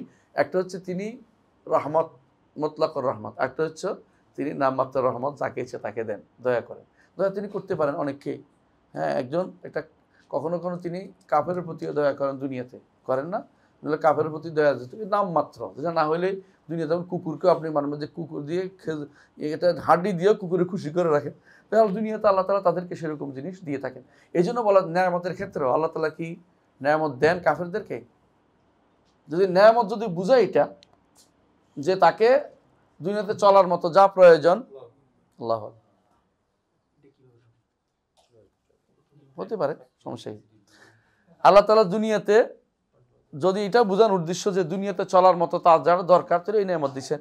কিন্তু আসল নেয়ামত যদি নেয়ামতুল মুতলাকা বলেন, আল্লাহ তাআলা কাফেরকে কোনো নেয়ামত দেন নাই। তাদেরকে দুনিয়াতে শুধু চলতে পারে যত নেয়ামত দিয়েছেন। এটা কোনো নেয়ামত আখিরাতের নেয়ামতের তুলনায় এটা কোনো নেয়ামত না। কারণ সেদিন মনে হবে এক বিকাল কাটিয়েছি, এক বিকালের জন্য চলার জন্য যত দিছে, এটা সারা বহু হাজার হাজার লাখ লাখ বছরের তুলনা কিছুই না। কথা বুঝাতে পারছি? তাহলে সেই হিসাবে এটাকে আপনি নেয়ামতের সাথে সম্পৃক্ত করার, পরিপূর্ণ নেয়ামতের সাথে সম্পৃক্ত করতে পারেন না। নেয়ামত হচ্ছে এই জন্য আল্লাহ তাআলা বলছেন, দেখেন, উলাইকা আল্লাযীনা আনআমাল্লাহু আলাইহিম মিনান নাবিয়্যিন ওয়াস সিদ্দীকিন ওয়াশ শুহাদা ওয়াস সালিহিন, যে যাদের উপর আল্লাহ নেয়ামত দিয়েছেন, নবী, সিদ্দিক, শহীদ, সালেহ, আল্লাহ বলছে ওদের উপর নেয়ামত দিয়েছেন। তো কাফেরদের কি দিয়েছেন? কাফেরও একটা নিয়ামত দিয়েছেন, যে নিয়ামতটা হচ্ছে শুধুমাত্র নামমাত্র, যা না হলে তার দুনিয়াতে জীবন ধারণ সম্ভব না, সেই নিয়ামতটা তাকে দিয়েছেন। কিন্তু যে নিয়ামতের মুতলাকা, যেটা পরিপূর্ণ নিয়ামত, এটা আল্লাহ তাআলা কোনদিন কাফেরকে দেন না। এটা শুধুমাত্র ইমানদাররাই পেয়েছে। আমরা কি বুঝতে পারছি? সামনে আগান, আমরা একটু পড়ি। টাইম কেমন হয়েছে? 38 হয়ে গেছে না? আচ্ছা, আর 2-3 মিনিট পড়ি। বিসমিল্লাহির রহমানির রহিম। তারপরে হচ্ছে 1-2 আয়াত শেষ করি, কারণ এটা কুওয়াতের মাসলা আসতেছে না, তাও দেখছি। হ্যাঁ, ওয়াকাউলু লাইসা কামিসলিহি শাইউন হুয়াস সামিউল বাসীর। এখানে কি জন্য আনছে? সামি এবং বাসীর, এই দুইটা সাব্যস্ত করার জন্য। আচ্ছা, এই দুইটার মধ্যে সামি এবং বাসীরের মাসলা আপনি হয়তো বলতে পারেন, যারা বলে সামি বাসীর, মুতাজিলারা বলে যে সামি এবং বাসীর অর্থ নাম, কিন্তু অর্থ নাই। এটার রদ কি? হাদিসে আছে, রাসূলুল্লাহ সাল্লাল্লাহু আলাইহি ওয়াসাল্লাম সূরা ইন্নাল্লাহ সামিউম কানা সামিউম বাসীরা, সূরা কোন সূরা? ইন্নাল্লাহ ইয়ামুরুকুম আন তুআদ্দুল আমানাতি ইলা আহলিহা ওয়া ইযা হাকামতুম বাইনান নাস আন তাহকুমু বিল আদল, সূরা আলে ইমরানের সম্ভবত, নাকি সূরা নিসা। এই আয়াতের মধ্যে আল্লাহ তিনি কি করছেন, যখন ইন্নাল্লাহ কানা সামিউম বাসীরা, আল্লাহ তাআলা শুনেন এবং দেখেন, এটা বলার জন্য তিনি কি করছেন? এক হাত চোখে দিছেন, আর এক আঙ্গুল চোখে দিছেন, আর এক আঙ্গুল কোথায় দিছেন? কানে দিছেন। শোনেন এবং দেখেন বুঝাই দিলেন। তারপরেও যদি বলে যে শোনেন না, দেখেন না, তাহলে তো আল্লাহ সরাসরি হাদিস অস্বীকার করেছেন। এখন মুতাজিলা কি বলে? হাদিস তো আমরা আগে থেকেই, মানে তাদের তো রেডি আছে, তারা আগে থেকে হাদিস বানানো, তো তারা আমি কেমন ধরি? তা তো মানেই না, মানে তার যে মানে না তাকে আপনি কিভাবে বুঝাবেন? তাহলে বোঝা গেল যে এটাও আসছে। আসেন, এরপরে আসছে ওয়াকাউলু ইন্নাল্লাহ নি'মা ইয়াযুকুম বিহি ইন্নাল্লাহ কানা সামিউন বাসীরা। দুইটাই আছে, সামি এবং বাসীর দুইবার আসছে কোরআনে কারিমে, আরো কয়েকবার আসছে। এর দ্বারা বোঝা গেল সামি এবং বাসীর, এইটা আল্লাহ তাআলা সামি এবং বাসীর দুইটা নাম, আর সাম এবং বাসার সাব্যস্ত করতে হবে। সামের অর্থ কি? শোনা। বাসার অর্থ কি? দেখা। এইখানে এটা আলাদা মনে করতে হবে। আরেকটা গুণ আছে সামি এবং বাসা, সামি এবং বাসীর যেমন গুণ, দুইটা গুণ, এই দুইটা হচ্ছে আল্লাহ তাআলার জন্য সিফাত জাতিয়া এবং ফেলিয়া। বুঝছেন তো কথাটা? কিন্তু আরেকটা গুণ আছে, দেখেন কি দিয়া বলছেন? চোখ দিয়া। আইন বলতে পারবেন আপনি যে আল্লাহ তাআলা চোখ দিয়ে দেখেন, সমস্যা নাই, এটা ঠিক আছে। চোখ কি? সিফা জাতিয়া, ফেলিয়া না। কিন্তু আবার শোনেন কি দিয়া উল্লেখ করেন না, আপনি করতে পারবেন না, কান বলতে পারবেন না। দুর্ভাগ্যবশত আমাদের ভাইরা, সালাফি ভাইদের অনেকে বই লেখে, কান লিখে ফেলে। এটা ঠিক না, ওনাদেরকে বুঝাইতে হবে যে আপনি ভুল করছেন। ভুলেন না, শুনলে না, অনেকেই শোনে না এখন, আর শোনার দরকার মনে করে না। আমরা তো পরের মানুষ, বুঝেন না? তো অষ্টম শ্রেণী পাশ কেউ বলেও বলছে, তো সেই জন্য আমরা আর তর্ক করতেছি না। কিন্তু মানুষ কান বলা যাবে না, হ্যাঁ, কান বলা যাবে না। হ্যাঁ, আমার একটা তাফসীরের মধ্যে এই শব্দটা ভুল আসছে, এটা আমি বলে দিচ্ছি সবাইকে। সূরা প্রথম খণ্ডে, আমার তাফসীরের মধ্যে এটা ভুল আসছে। আমি এটা সৌদি আরব জানাই আসছে, ওরা বলছে ঠিক করে দিবে, দেখা যাবে ঠিক করে দেয়। এবারে বলে এসছি যে ঠিক করে দাও, এটা ভুল আসছে। বলছে ঠিক আছে, লিখে দাও, আমি এটা ওইভাবে ঢুকাই দেবো ওইখানে। কিন্তু ওরা পারতেছে না, বলতেছে আমার ফোন দিচ্ছে যে এটা আমরা জায়গা চিনি না, কারণ বাংলা ভাষা বুঝে না, ওখানে লোক নাই। তাই বলছে আমি আর কিছু করতে পারবো না। তো এই কিন্তু আলহামদুলিল্লাহ আমার তাফসীরের মধ্যে সামনের বার তবাতে ঠিক হয়ে আসবে ইনশাআল্লাহ। হ্যাঁ, ওইটার মধ্যে ওই ভুলটা রয়ে গেছে, কারণ আমি তো শেষের 3 খণ্ড ঠিক করছি, বলতে ঠিক করিনি, এই জন্য রয়েছে। আসেন, সামনের তবা ঠিক হয়ে যাবে ইনশাআল্লাহ, ঠিক করেন আপনারা। ওয়াকাউলু তাআলা, এখানে পর্যন্ত থাকবে, শেষ করে দেয়। হ্যাঁ, ওয়াকাউলু তাআলা ওয়ালাউলা ইজ দাখালতা জান্নাতা কুলতা মাশা আল্লাহ, ওয়ালাউলা ইজ দাখালতা জান্নাতা কুলতা মাশা আল্লাহ লা কুওয়াতা ইল্লা বিল্লাহ। কেন তুমি বললে না যখন তুমি তোমার বাগানে প্রবেশ করলে? কে বলছিল এটা মনে আছে? সূরা কাহফের মধ্যে, যখন তুমি বাগানে প্রবেশ করলে, কুলতা মাশা আল্লাহ লা কুওয়াতা ইল্লা বিল্লাহ, এটা কেন বললে না? একজন মানুষের জন্য নিজের কাজের ব্যাপারে মাশা আল্লাহ বলবে, লা কুওয়াতা ইল্লা বিল্লাহ বলবে, তাহলে আর কি লাগে না? চোখ, নিজের চোখ লাগে না? নিজের চোখও অনেক সময় লাগে, চোখ লাগে, বুঝলেন তো? নজর লাগে, দৃষ্টি লাগে, মানুষের ক্ষতি হয়। এই জন্য এটা বলতে হয় মাশা আল্লাহ লা কুওয়াতা ইল্লা বিল্লাহ। সন্তানের ব্যাপারেও এটা বলবেন, নিজের সম্পদের ব্যাপারে এটা বলবেন, মাশা আল্লাহ লা কুওয়াতা ইল্লা বিল্লাহ। সূরা কাহফের মধ্যে আসছে। এখানে আসেন, মাশা আল্লাহ, আল্লাহর জন্য কি সাব্যস্ত করছে? মাশিয়া, আল্লাহর জন্য মশিয়া। তবে মশিয়া থেকে নাম নেওয়া যায় নাই, এজন্য আল্লাহর নাম মশি নেই, আল্লাহর নাম মুরিদও নেই, বুঝছেন তো? হ্যাঁ, লা কুওয়াতা ইল্লা বিল্লাহ, লা কুওয়াতা ইল্লা বিল্লাহ। এখানে কি সাব্যস্ত হয়েছে? আরেকটা কুয়া সাব্যস্ত হচ্ছে, দুইটা সাব্যস্ত হচ্ছে। ওয়াকাউল ওমা ওলাউ শাআ আল্লাহু মাকতাতালু, এখানে কিসের বস্তু হচ্ছে মাশিয়া। হ্যাঁ, ওয়ালাকিন আল্লাহ ইয়াফআলু মা ইউরিদ, আল্লাহ যা ইচ্ছা তা করেন। মনে রাখবেন এরাদা দুই প্রকার আছে, এরাদা কাউনিয়া, এরাদা শারঈয়া। কিন্তু মাশিয়াটা এক প্রকারই। মাশিয়াটা হলে কাউনি হয়ে যায়। মাশিয়াটা কি? কাউনিয়া। আল্লাহর মাশিয়া কাউনিয়া, অর্থাৎ তিনি যা ইচ্ছা তা করেন, যা ইচ্ছা তা করেন। মাশিয়া এই জন্য আমরা অনুবাদ করি চাওয়া, আর এরাদা অনুবাদ করি ইচ্ছা। চাওয়াটা বোঝা যায় আমি চাই, মানে এটা একটা কি আছে, বোল্ড আছে, যেটা শক্তিশালী কথা। আর ইচ্ছা করছি, এটার সাথে চাওয়াটা আর শক্তিশালী। এই জন্য অনুবাদটা এইভাবে ভিন্নতা করার চেষ্টা করেন যাতে করে ঠিক হয়। ওয়ালাউ শাআ আল্লাহু মাকতাতালু, আল্লাহ চাইলে তারা কি করতো না? যুদ্ধ করতো না। ওয়ালাকিন আল্লাহু ইয়াফআলু মা ইউরিদ, আল্লাহ যা ইচ্ছা তা করেন, যা ইচ্ছা তা করেন। আল্লাহ ইচ্ছা করেছেন। এখানে এরাদা, এরাদা কাউনিয়া। এরাদা কি? এখানে এরাদা কাউনিয়া, কারণ মাশিয়ার সাথে সম্পৃক্ত করে আসছে, এই জন্য এরাদা কাউনিয়া, আল্লাহ যা ইচ্ছা তা করেন। আচ্ছা, তাহলে আমরা এরাদা কেন পাইলাম? মাশিয়া তো আল্লাহর কথা কোথায় পাইলাম? কোথায় পাইছি? কোরআনেই পাইছি। কিন্তু এটা কারা অস্বীকার করে জানতে হবে তো। কারা অস্বীকার করে? কারা অস্বীকার করে? মুতাজিলারা, কাদারিরা আল্লাহর মাশিয়াত মানে না, আল্লাহ চাওয়া মানে না। আল্লাহ চাইলে মানুষ ব্যস্ত হয়ে বাধ্য হয়ে পাবে, এই জন্য আল্লাহ চাওয়া তারা মানে না। শুধু ইলম মানে, কিতাবা মানে, কেউ কেউ লেখা মানে। মুতাজিলা বিভিন্ন রকমের আছে। কাদারিরা কেউ কেউ মোটে ইয়াও মানে না, আল্লাহর ইলমটাও মানতে চায় না। কেউ ইলম মানে, কিন্তু ইলম বলতে বুঝাচ্ছে, বলছিলাম দুইটা মনে আছে। একটা কি? হ্যাঁ, বলে যে আল্লাহ তাআলা জানে কুল্লিয়াত, জুজিয়াত জানে না। আরেকটা বলছি কি? আল্লাহ তাআলা আমরা করব বলে জানে। বুঝছেন তো? এরাই সালাই করছে কি জন্য? যাতে করে বাধ্য না হয় এলমের মাসলাতে। আর কিতাবা বলে যে আল্লাহ তাআলা কিতাবাতে লেখা হচ্ছে, মানে আগের লেখাটাকে অস্বীকার করে, মানে আগের। আচ্ছা, আরেকটা, এরা একটা গোষ্ঠী চলে গেছে কেতাবার ব্যাপারে। মাশিয়া চাওয়ার ব্যাপারে তারা বলে চাওয়া আল্লাহ তাআলা ওইটাই আলামা ইয়াশাও, যা তিনি চান।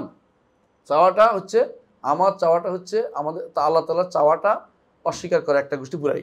আরেকটা গোষ্ঠী বলে চাওয়াটা হচ্ছে এই ইয়ার অর্থে, যে অনুমতির অর্থে, যেটা অনুমোদন করেন তিনি, অনুমোদনের অর্থে। অর্থাৎ এটাতে তিনি যা ইচ্ছা তা করবেন, এটা তারা মানতে রাজি না। অনুমোদন করেন, বান্দার ইচ্ছাটাকে তিনি অনুমোদন করে দিচ্ছেন, এটা মনে করে বান্দার উপর নির্ভর। তারা আল্লাহ তাআলা অগ্রিম চাওয়াটাকে তারা মানে না। তো আরেকটা খালকের ব্যাপারে তারা মানে সৃষ্টি করছে আল্লাহ ঠিক, কিন্তু বান্দার আমল আল্লাহ সৃষ্টি করে নাই। এরা কারা? এটাও মুতাজিলারা। মুতাজিলা এই জায়গাতে কঠিনভাবে নিজেদের কোরআন এবং সুন্নাহর বিরুদ্ধে গেছেন। আচ্ছা, আর হাদিসের পর্যন্ত আসার আগ পর্যন্ত আর কতটুকু আছে? না আরও রয়েছে অনেকগুলো, শেষ করতে পারবো না, শেষ হবে না। তাহলে হাদিসের আসার আগ পর্যন্ত আমরা দেখতে পাচ্ছি যে আমরা এখান পর্যন্ত থাকি। কতটুকু আয়াত পর্যন্ত?